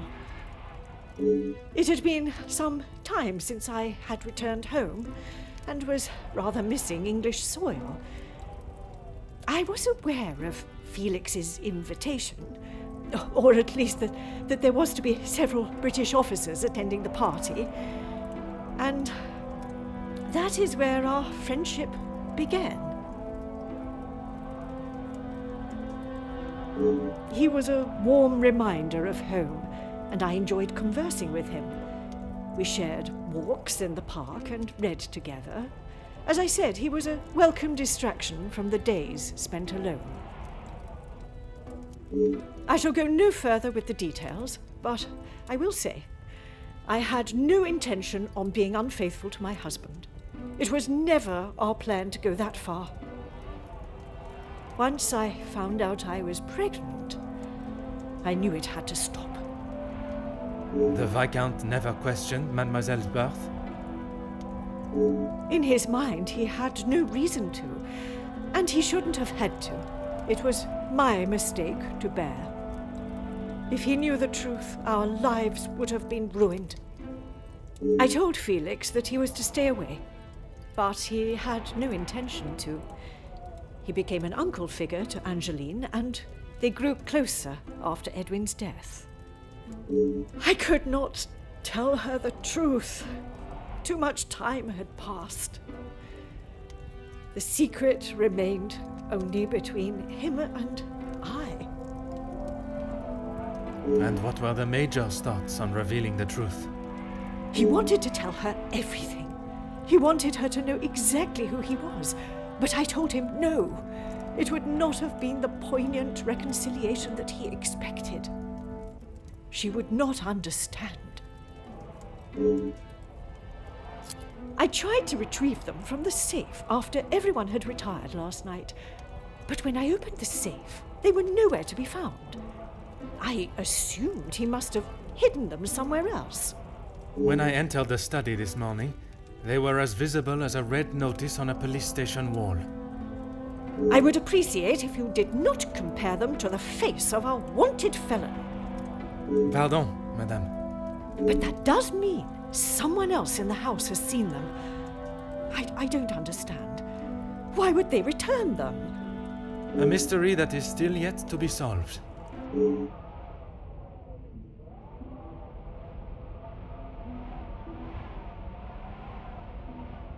It must be. But I have told no one. And the Major? Felix promised me he wouldn't tell a soul, and I believed him. Not even if he wanted to.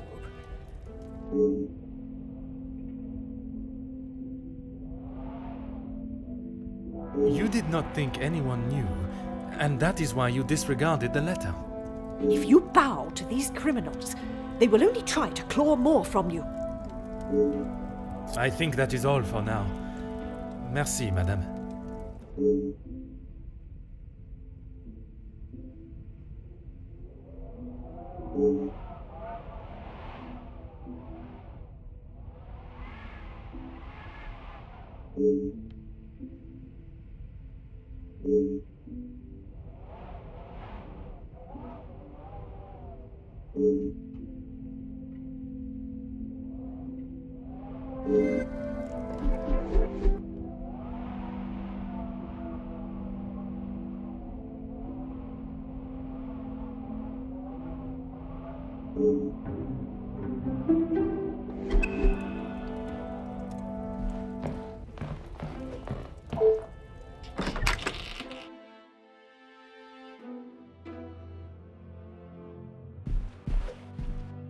Detective Poirot, how is your investigation coming?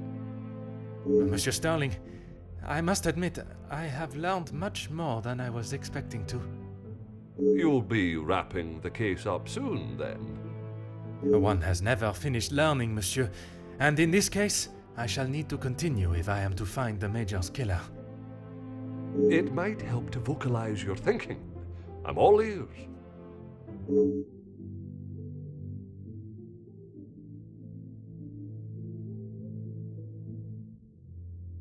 Monsieur, would you gather the guests and staff in the salon?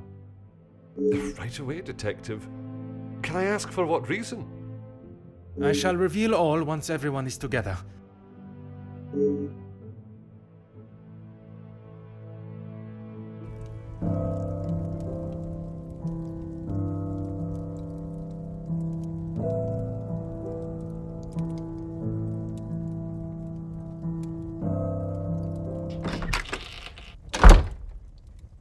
Detective, what is the meaning of all this? Madame, I ask that you all lend me your ears for only a few moments. What I have to say is of great significance to everyone. You are all invited here to celebrate the engagement of Mademoiselle Angeline van den Bosch and Monsieur Gédéon Demire, the coming together of two prevalent families. But the celebrations were short-lived, as Major Felix Hagen was found dead in his study by a young servant of the house. It then became my responsibility and obligation as a detective to uncover the truth behind his demise. My initial examination of his study exposed a number of things I did not expect to find. Things I have no desire to divulge at this time, but what I can say is this. It was no simple murder. A letter demanding ransom for a continued silence confirmed this. I am sure some, if not all of you, have heard whispers of a series of blackmails that have plagued the social elite in recent weeks. After hearing of the letters in the Major's study, you may ask if it was him behind the letters. You may further ask if he was preparing his next threat to another unsuspecting victim. It is a question that crossed even my mind. That was until I sought the truth. That in fact it was the Major that had fallen victim to our blackmailer Mystérieux. Last night I spoke with you all, confirmed your whereabouts in the house over the course of the evening, and while I would have expected such questioning to reveal a potential suspect, what I learned was that it could not have been one of you. What do you mean, not one of us? The man was stabbed. He hardly did that to himself. There is still a killer in the house. Pardon, monsieur, if you would allow me to finish. It could not have been only one of you. Rather a partnership, in cahoots, if you will. Conversations today have revealed facts that I was not expecting to discover.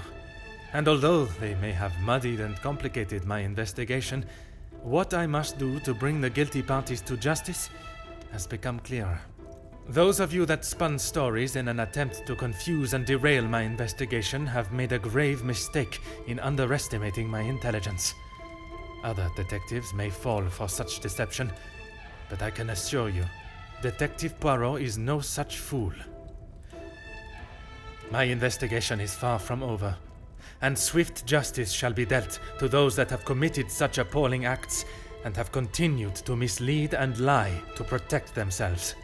Now, I must continue mon enquête, and I shall leave you to consider that you may be beside a cold-hearted killer. Bonsoir. Monsieur Sterling, un moment. Quite the speech, Detective.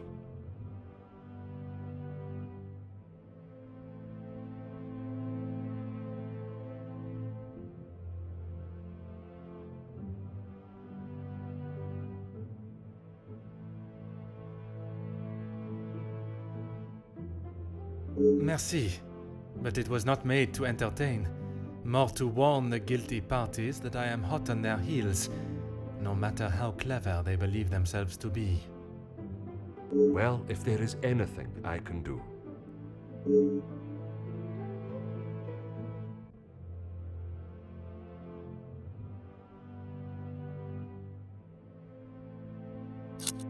Nothing. But I was so preoccupied with the Major. Sorry, Detective. Should I have? Perhaps it was just my mind playing games again. Maybe one of the guests got lost and wandered in.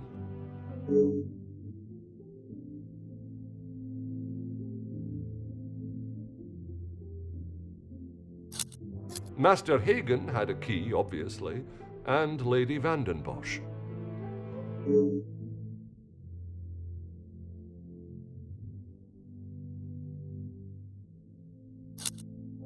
When requested, aye. If something is required from there when Master Hagen is not around. Forgive me. If he is not around, how is it you access this safe? It's not what you think, Detective. What I think is that you have been trusted with a copy of the key, and you have lied to me about it. I only lied because of the trouble I can get into with Lady Vandenbosch. At this moment, monsieur, you should be more worried about the trouble you shall find yourself in with the law. I know how it will sound, but I lost my key. I must have set it down somewhere, and it has been tidied away.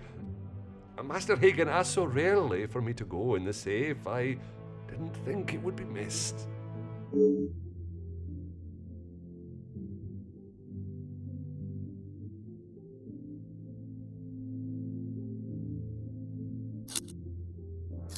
I should have said this morning. I'm sorry. Monsieur, I am not quite sure you understand the severity of what has happened. I am well aware, Detective. I just thought she would be able to help. Would you allow a man with a smoking gun to remove his bullet from a victim's chest? I suppose not.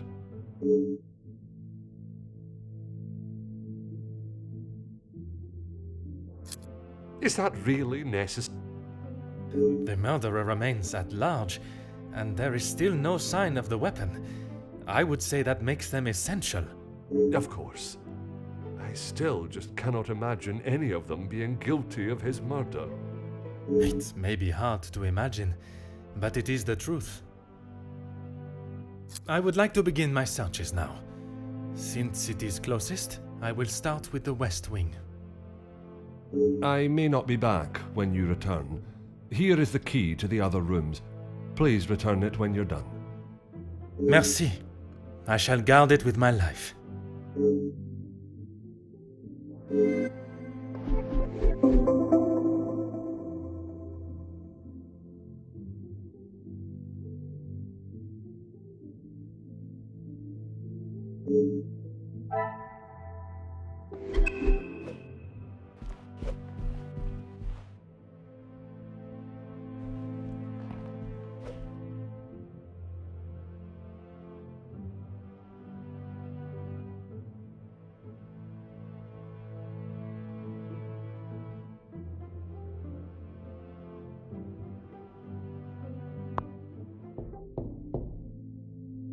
Entrez.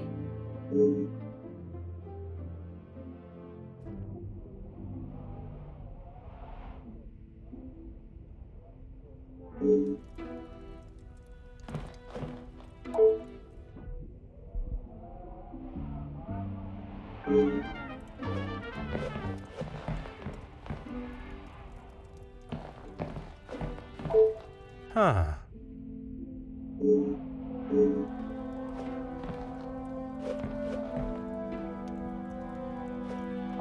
Huh.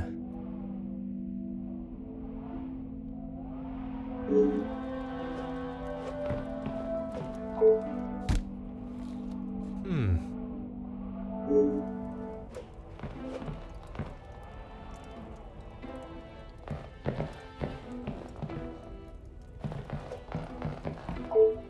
Ah.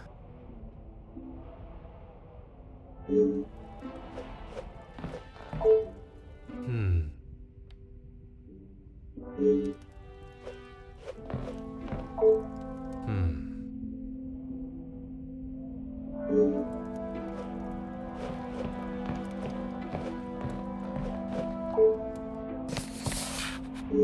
Huh. Detective, what a pleasure. I did not expect to see you in my chambers. In a purely professional capacity, I can assure you. There is no need to act so stiff, Detective. Madame, after the revelation of your actions last night, I'm afraid my sense of humor is all but gone. I will not apologize again for merely trying to help. Shall we get straight to it then? Let us not waste your time any further, Detective. That would be Inga. She has been one of the most promising young women that has come from the shelter. Madame Vandenbosch took in a young lady from your shelter. There is no need to sound so surprised, Detective. She does have a heart. I did not mean to sound so cruel. I just did not expect Madame to hire someone of that background after the incident with her previous maid, Florette. People change, Detective. You should not judge someone on their past actions. Believe me, Countess, I know that only too well. Be careful, Detective. That almost sounded like a compliment. It is your actions in this house that have been questionable, Madame. Your work outside is something that many more could take note of. We do what we can. We wouldn't be doing a very good job if I could only help one girl. I in fact found work for one of them as a maid in Monsieur da Silva's house recently. She has fitted into Monsieur's home well. What is better, Detective? That she remained in an abusive house, or she is able to rebuild her life with an honest wage in a prosperous house? When put like that, is she happy in her position? The happiest she has been in years. I check in with them all as often as possible. And if there was a problem, I would know.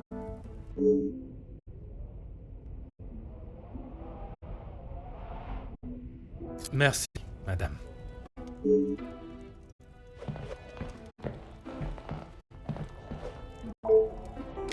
Oh.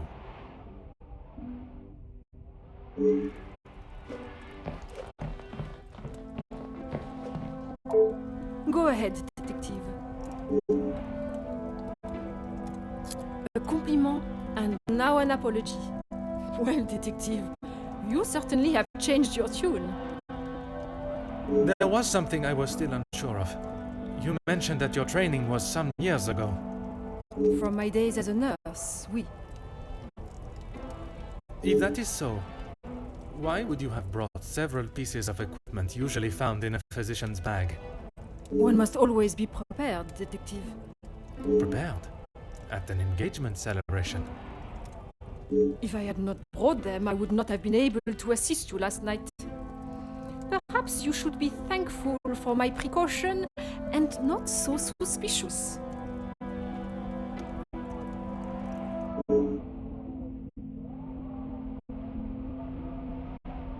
Merci, Madame.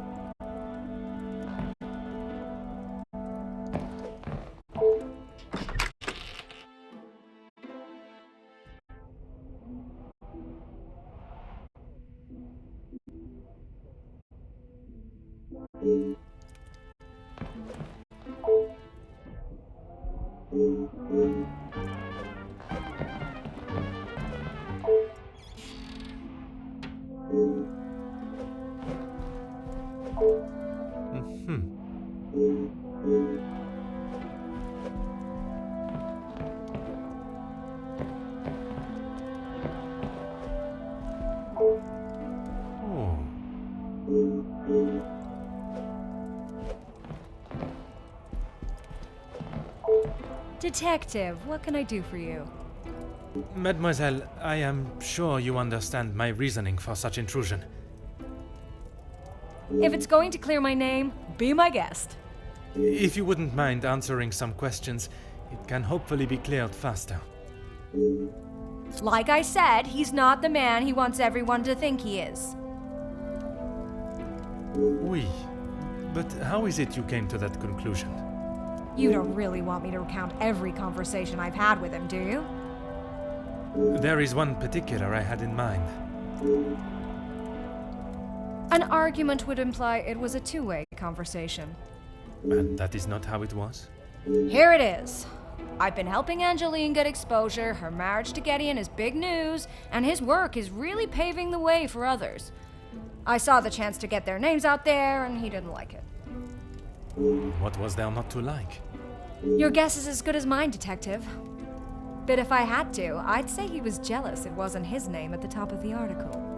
And his reason to storm off? Oh, you know about that. Let's just say I didn't accept his pathetic attempt to get me to stop the story. If you're gonna try and pay someone off, at least make it worth their while.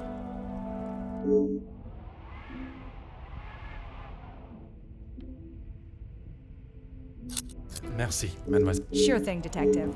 If I do change it...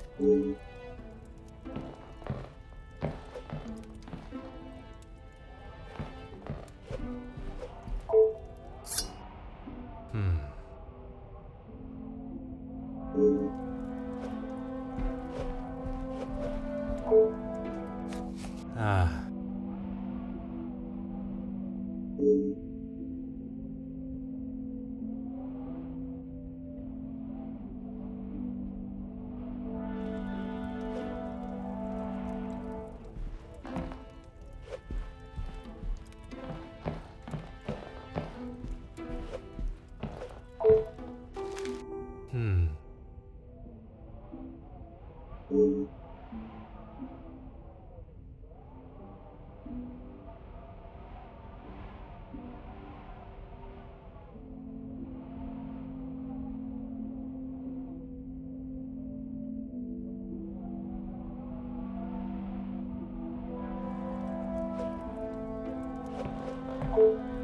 Go right ahead. You've really got a fascination with that guy, huh? I would not say fascination. An interest, perhaps. Well, I'll save you the bother of trying to find out more about him. He's not that interesting. In fact, he's a bit of a wimp if you ask me. That is not the impression I got of him.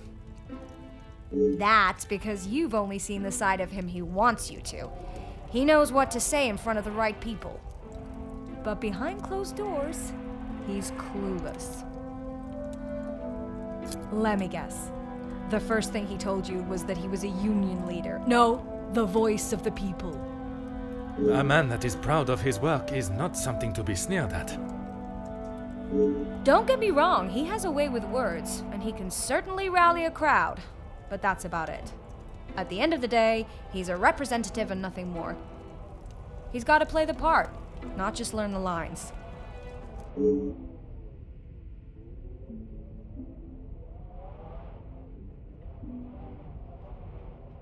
All Felix cared about was money and filling his pockets with it. That's why he got into bed with De Silver.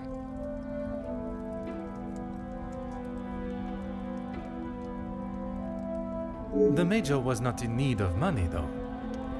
Need and want are two very different things. Did he need to move here and leech off the Madame? No, but he wanted to. As far as I know, De Silver hired him to work security. He was worried what could happen to his precious factories if things got ugly. And your reporters were there to cover the story when it did turn that way.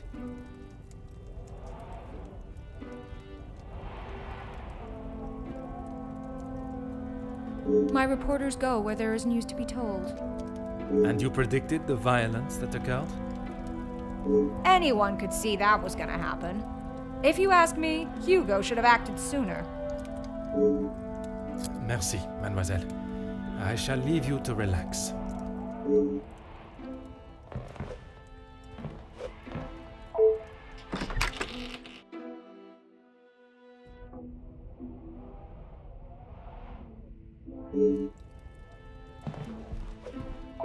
Huh.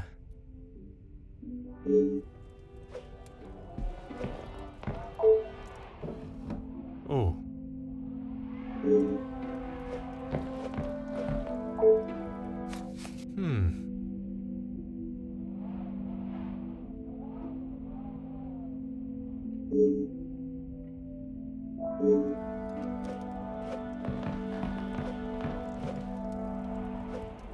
Ah.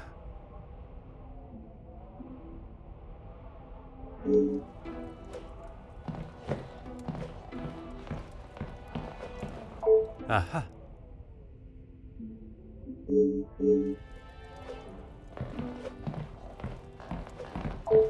Huh.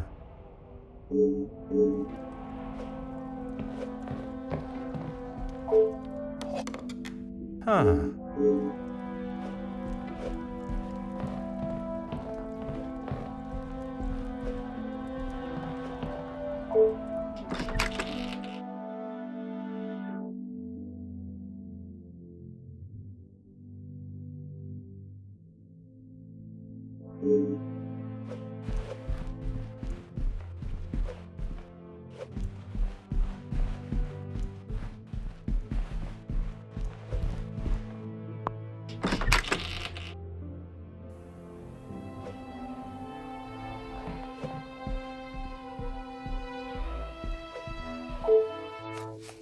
Ah.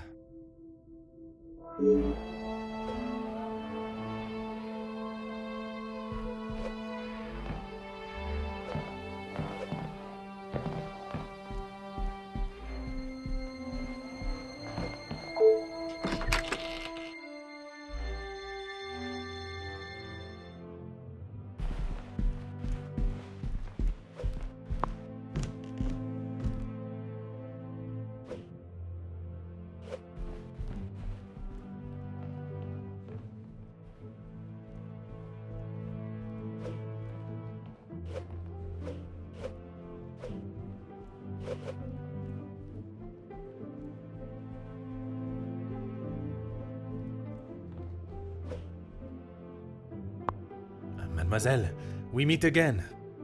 Bonjour, Monsieur Poirot. Pardon, Détective Poirot. Just a detective is quite all right. Bon, can I help you with something? I was taking him a plate of food, but he didn't answer to my knocking. You then entered the study. I did. He wasn't moving. He just lay there. I did not mean to upset you again. Seeing him there would be troubling for anyone, and I'm sure it is not a memory you wish to relive. I suppose we're like a family. We argue, but most of the time we get along. You must all be quite close, then. Some more than others. You refer to whom, mademoiselle? Well, Maman Ray, sorry, Rihanna, she's been here the longest, and she's very close with Lizzie on account of Luke. Maman Ray is Luke's sister. You didn't know that? I thought she would have said. She talks about him all the time. It must have been awful, losing him in those riots. Apparently, he was right at the front when they were charged. They didn't stand a chance. If I had been the one responsible for his death, I wouldn't want Maman Ray looking for me. Mademoiselle Rihanna, Maman Ray, she has expressed her desire for revenge. Every time she talks about what happened.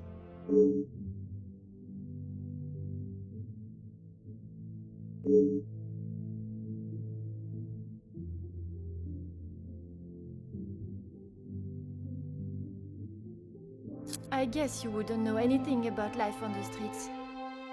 It is not an experience I have had to face personally, but I understand that many are forced into it, and the lifestyle that comes with it.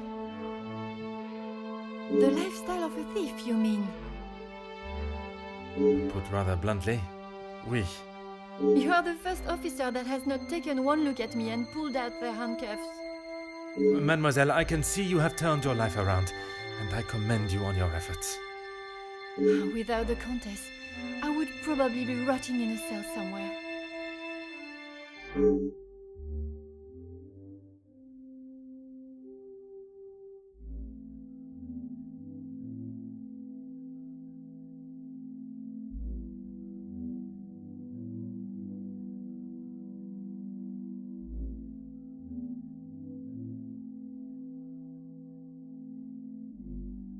Merci, mademoiselle.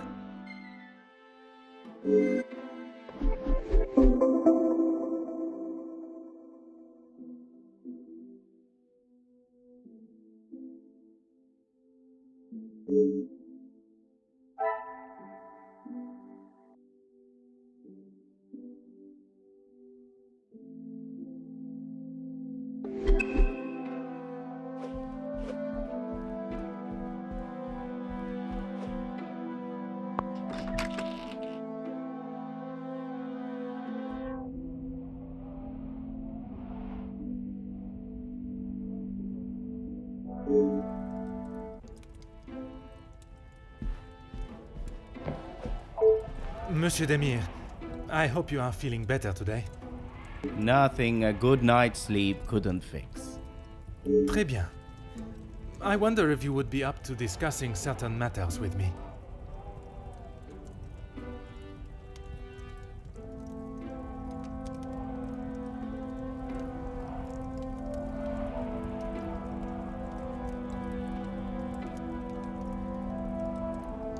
Whatever you need. I lost my taste for death a long time ago, but it had to be done. I'm certainly in no rush to be carrying a dead body again, though. Most understandable. I shall extend the same gratitude to you as I did to your brother. You've spoken to him already. How is he? Perhaps that should be a question you ask him yourself. Yeah, maybe. I bet he had a lot to say. He always did have an opinion on the war. When I say your past, I refer to your past as brothers. Okay, well, what did he say? It seems you both had the same sentiment for this party. Perhaps the bridges that you thought were once burnt are in fact primed to be reconstructed. We'll see how probable that reconstruction is going to be. Until he sees my point of view, I don't know how we can move forward. What is there for him to understand before the bond can be repaired? He lost his friends in the war, the same as everyone. But somehow he has forgiven. I'm sorry, Detective, I can't. And Gideon just doesn't understand that.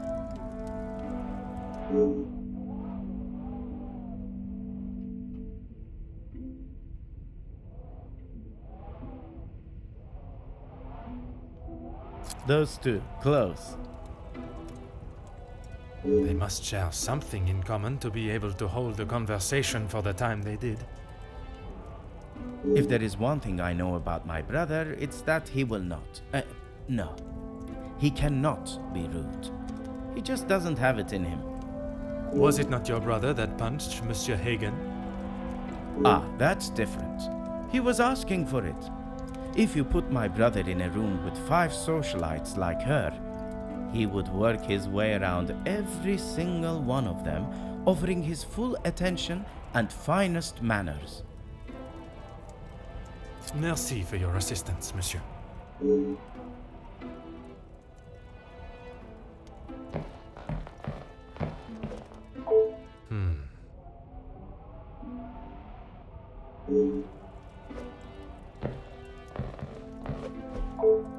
Huh.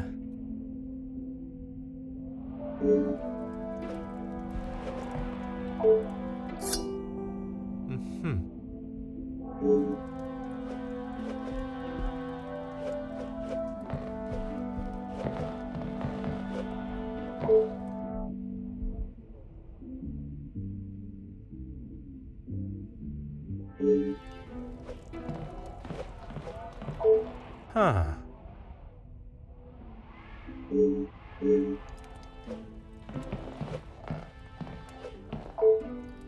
Oh.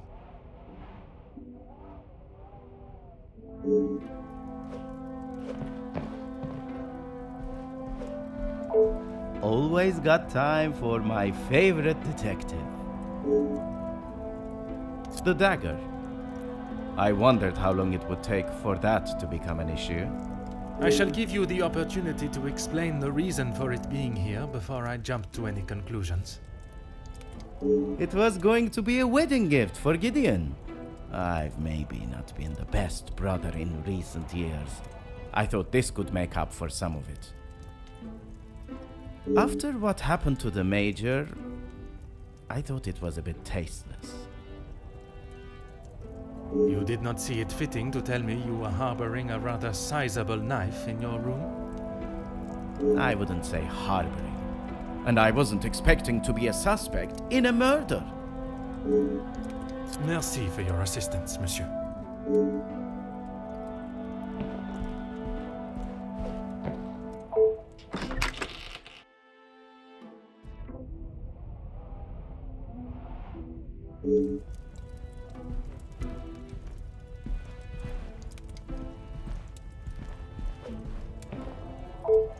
Oh.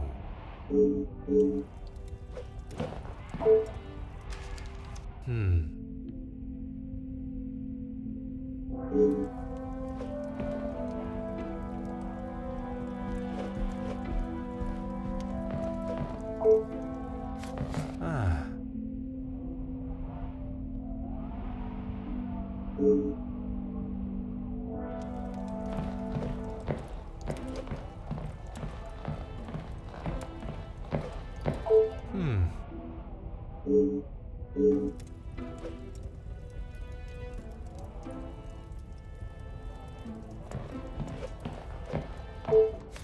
Aha.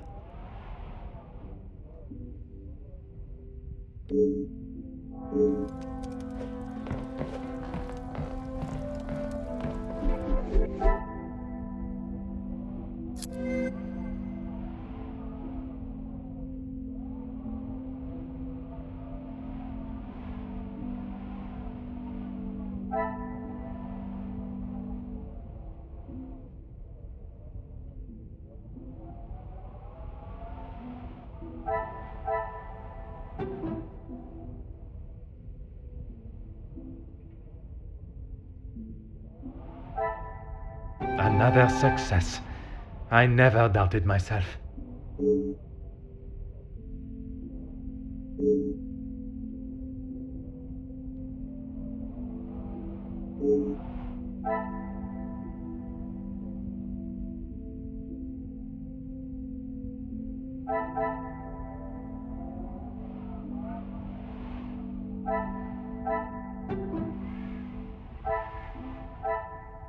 What a revelation!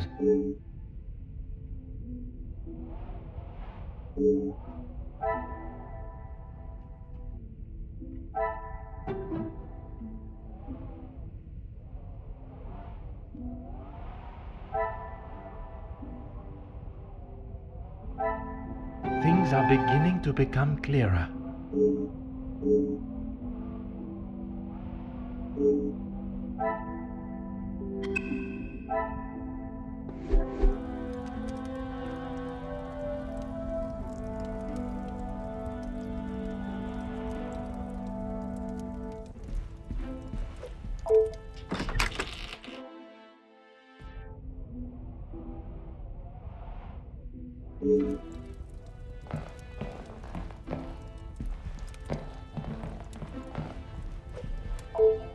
Ah.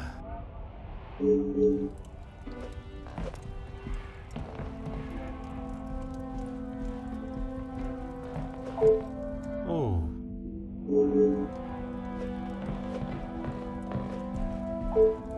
Monsieur de Silva, I am sure you understand the necessity for this type of search. Not really, Detective. Your speech was rather spirited. But it did not give me much faith in your investigation. I have not had my abilities questioned to my face by one of those I suspect of a crime before. Well, if you wish to prove me wrong, you should hurry up and find Felix's killer. And I hope, with your help, monsieur, I shall. Yes, I helped him invest some money.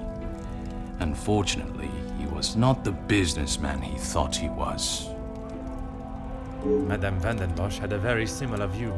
At least he could have taken solace that you were both in the same position. I think you're confused, Detective. It was Edwin that lost his fortune, not I. Forgive my naivete. If you were helping him make viable investments, would you not have seen the same opportunity for yourself? I told him about the opportunities. I did not tell him to put his whole family's wealth into it. The prospect of doing good meant more to him than his profit margins. He was bound to fail. The business declared bankruptcy. It did, until it was purchased for a fraction of its worth and made the new owner a small fortune.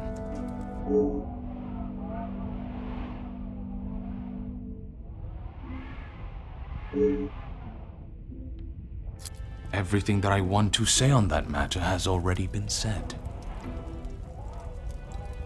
I understand, monsieur. But what I would like to know is, was the late Viscount aware of your feelings towards his wife? Excuse me, Detective, but you have crossed the line. Crossed the line like an attempt to bankrupt a business partner and friend so that you be able to swoop in and impress a certain target of your affections. You make such ridiculous accusations without a shred of proof.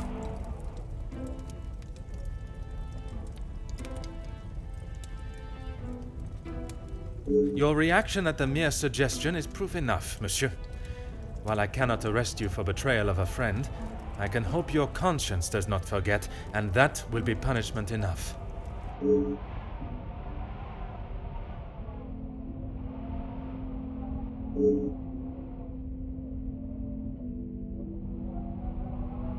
He didn't have much to speak of. I was always surprised at the life he lived.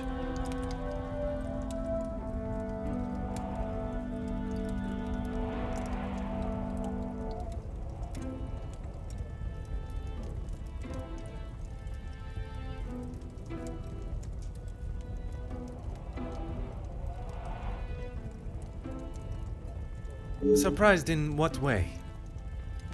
Well, considering it wasn't that long ago he came to me asking about work, I didn't think he was in such good financial shape. You offered him a position.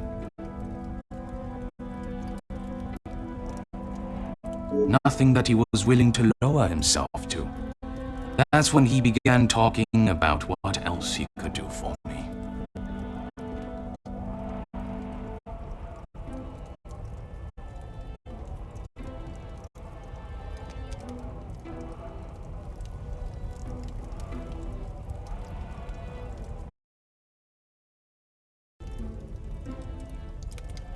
If you can call what him and his team did security.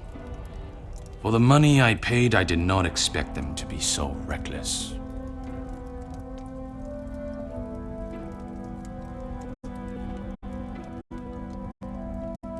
It was a considerable amount you paid him? There's no need to divulge amounts, but it was certainly more than was expected.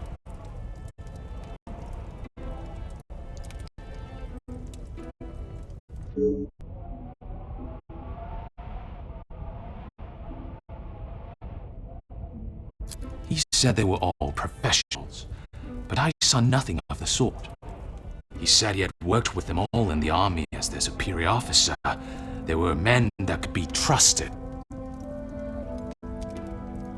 But that was not the case.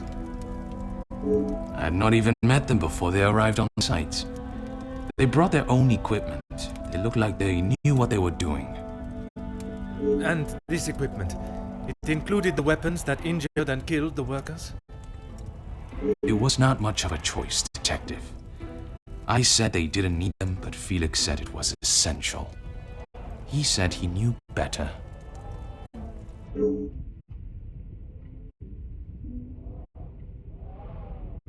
That is all for now.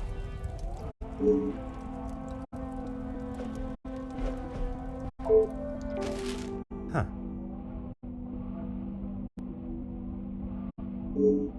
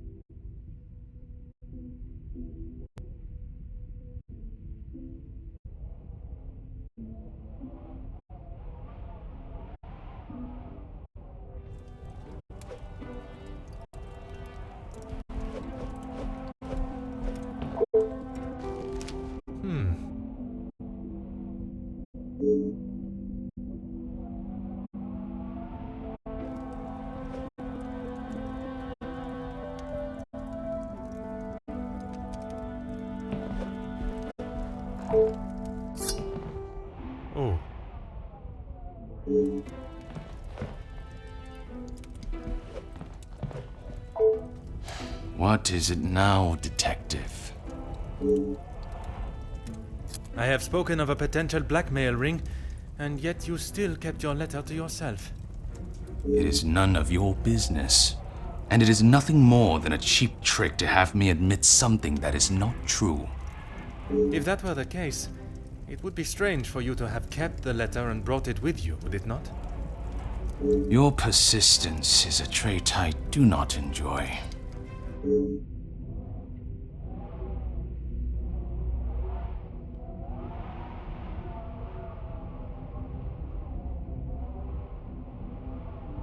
No reason, Detective. Merely saving you from wasting your time. I will be the judge of that. I would like to know about any and all evidence that may help my investigation. I trust there is nothing else you deem a waste of my time. Of course not, officer. It's not as though you think I'm harboring some illicit secret. The letter...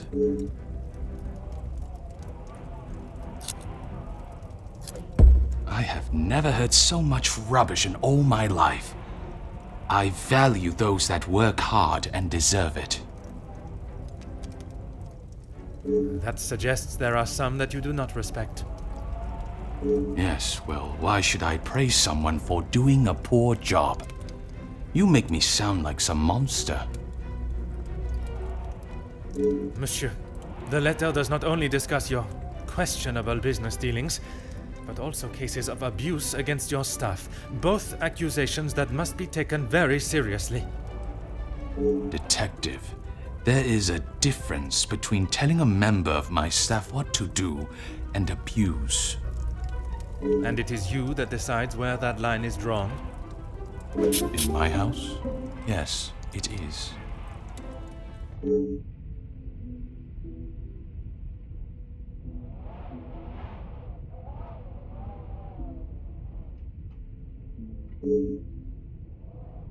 Excuse me? Detective, I think you are beginning to lose your mind. I do not think it is unreasonable to question why you would feel the need to bring a letter opener with you. Really, Detective? If I had stabbed a man with it, do you really think I would have left it lying out in my room?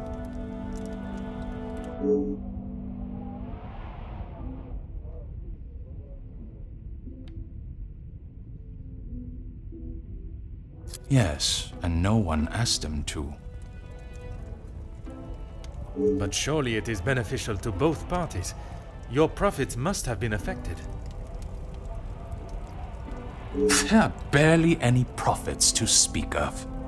Why have those talks not taken place and a deal arranged? Monsieur Beckers has made no attempt to speak with me and offered no counter-offer. The ball is in his court, Detective.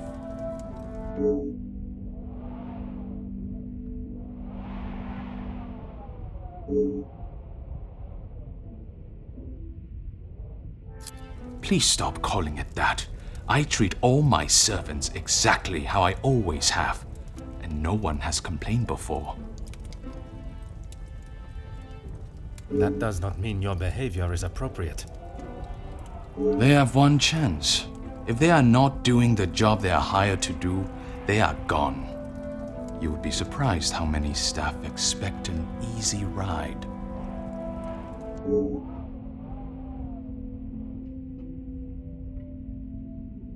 Is there a specific member of staff that may have expected such a ride? There is one girl, a new maid. I didn't expect great things from her, but Comtesse de Vos promised me she could do what was required.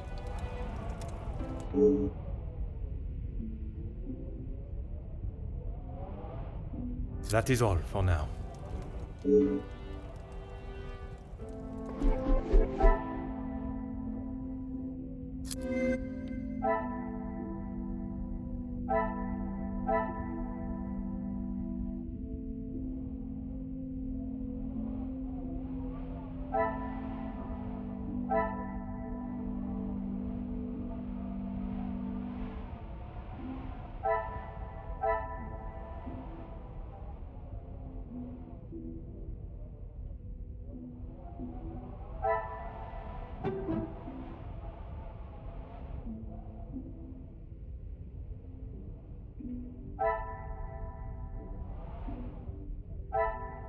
I should not be surprised by my own...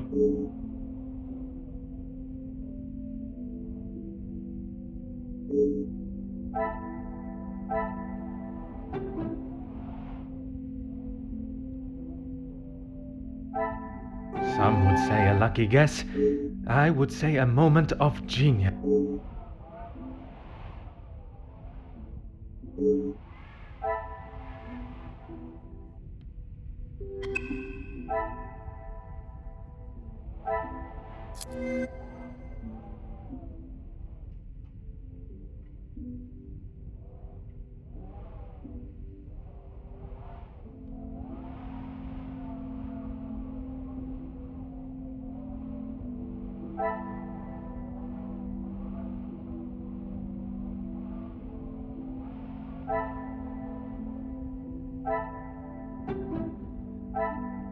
pieces of the puzzle are fun.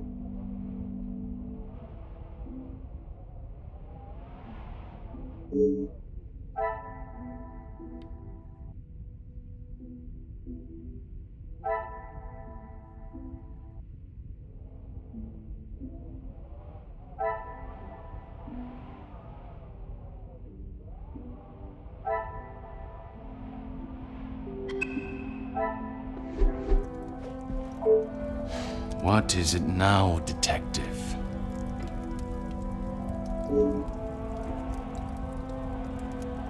She approached me. I thought it was rather brash. In what way? Assuming that I would want to take on another servant, and one from such a troubled background. She is running the charity, not I. When he came to me, I told him that with the factories on strike and my profits pouring down the drain, I had nothing for him. But he said he could help me get them all back to work and the factories earning. His rates were steep, but he said he knew what needed to be done, and he was prepared to do it. A week passed and they were all still on strike. In fact, even more had joined them. He made excuse after excuse, demanding more and more money for the job to be done. But he never actually told me what he was going to do. The riots. I had no idea they were going to charge them like that. How was I meant to know? And even following such a tragedy, he continued to demand money from you. He said if he wanted my silence, it would cost. Do you have any idea what it could do to my livelihood, my name? If it got out that I had paid the so-called security that did that. I have every idea, monsieur. You hired a militia to take action against your own workers. You deserve whatever name is chosen for being so morally bereft in your decision-making. I didn't know that was what he was going to do. You must believe me. I have to believe nothing but the truth. And the truth, monsieur, is that it is not only the Major that has the blood of those men on his hands. That is all for now.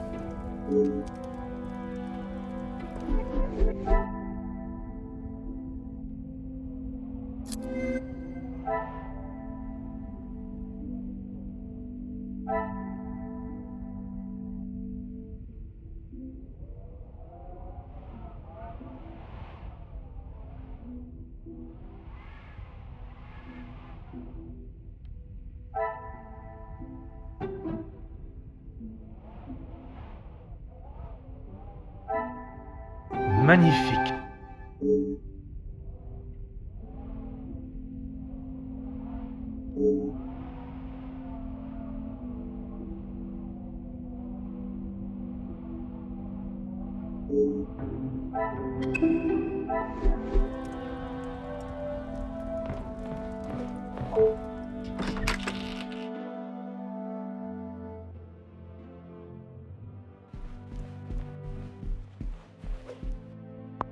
Is there something you need, detective? She helped me at the shelter and with this job. That I am already aware of. What I am not is what else she tasked you with. Pardon, detective? I know that your position as a servant in this house is not your only job. What did Countess de Vos ask you to do while in this house? She said I had to do what she asked, or I would be back on the street. I didn't want to do it. If anyone found out, I would be the prime suspect.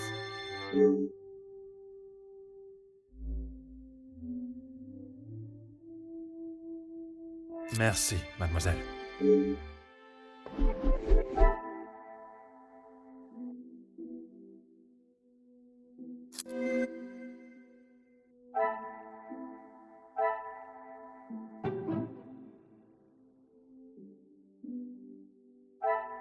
The pieces of the puzzle are...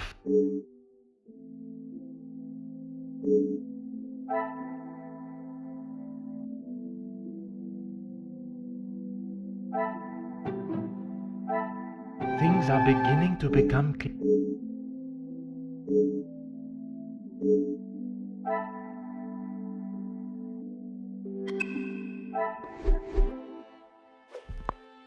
something you need, Detective? Nothing. She said I was to take nothing. If it was not something she wished you to take, what was it? She wanted me to find out information about the family and Monsieur Hagen. Why did she request that? At first I didn't know, but when I heard about Mademoiselle Angeline being blackmailed, and then the Major, I knew she had used what I found.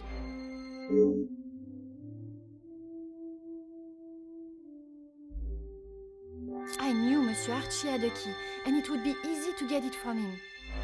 You knew that the Major asked Monsieur Sterling to access the safe from time to time, and if anything was ever discovered missing, he would surely take the blame. I never took anything. I only told the Countess what I had found. And that was? About Monsieur Hagen and the Madame's relationship, and Angeline. I'm sure the Countess was pleased to hear such valuable information. She said I had done a good job, but I needed proof. That's why I went back and got the letters last night.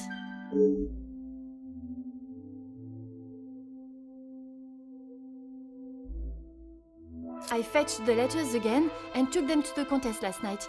But she shouted at me and said what a stupid girl I was. You were only doing as she requested. She said it was too dangerous for her to have them with you around. That's when I returned them to the study. I thought I heard someone on the stairs, so I just threw them back. It was dark, as I dared not turn the light on. Someone would have seen it.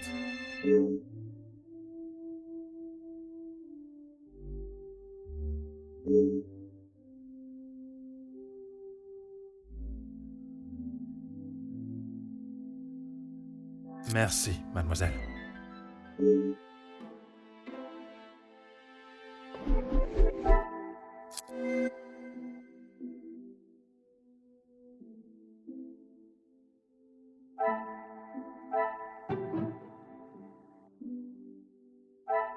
What a revelation!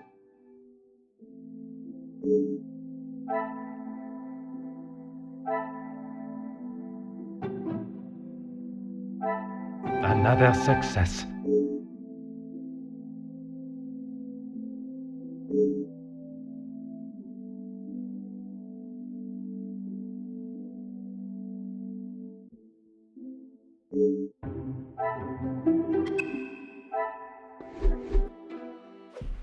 Is there something you need, Detective? That's all, I swear. I heard Monsieur Archie and Monsieur Felix talking about a storeroom, but I haven't found it. Is the Countess aware of this room? I told her it was somewhere in the house, but I didn't know where.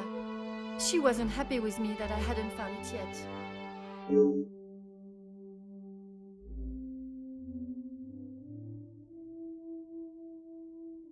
Merci, mademoiselle. Your honesty today has helped me greatly. I suppose that I will lose my position at the house now. That is not my decision to make. But when the whole truth is revealed, it will not be the pawns the law looks to convict. We shall be coming for the Queen.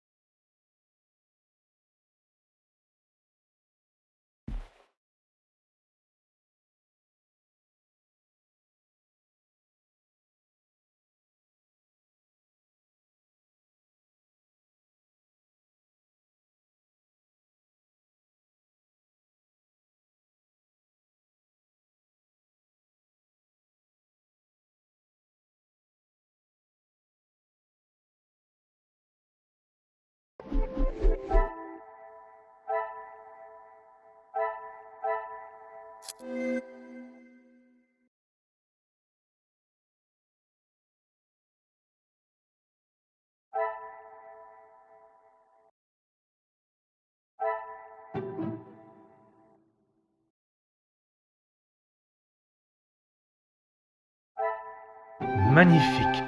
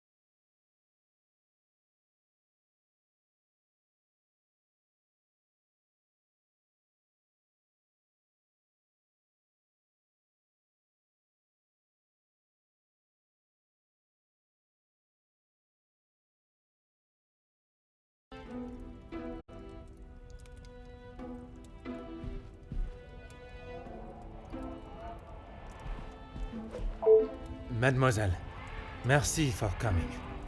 Have you had a breakthrough, Detective? I have. Finally, I have the news you have awaited. Please, Detective, don't hold me in suspense. Oh my, I feel faint at the thought of knowing who could have done this to us. It is said to keep your friends close, but your enemies closer. It is Countess de Vos that is behind the letters. I don't believe it. What about the Major's letter? Not only his, but a letter to Monsieur da Silva. She was blackmailing him as well? Detective, I just don't know what to say. Take a moment, mademoiselle.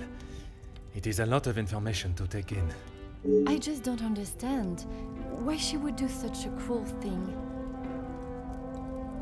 She has never been particularly forthcoming with it, only that she was homeless for some time and that she was at the women's shelter before here. And it is there that the Countess abused her power and manipulated her to uncover secrets of the family. All this time she has been working for Margot, doing her dirty work? I am afraid so, mademoiselle.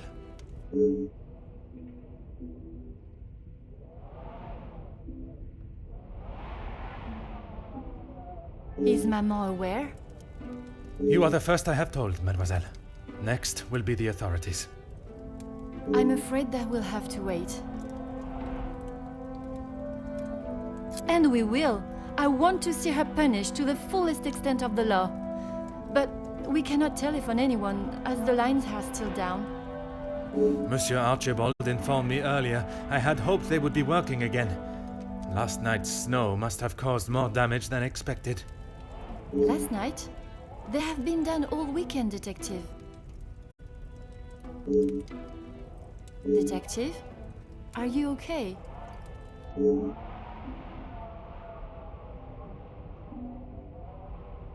Detective Poirot?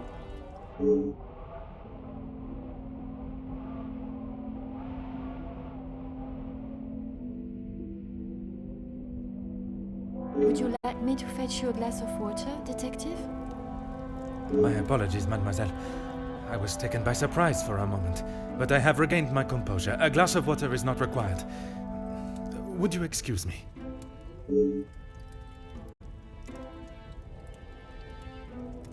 Merci, mademoiselle.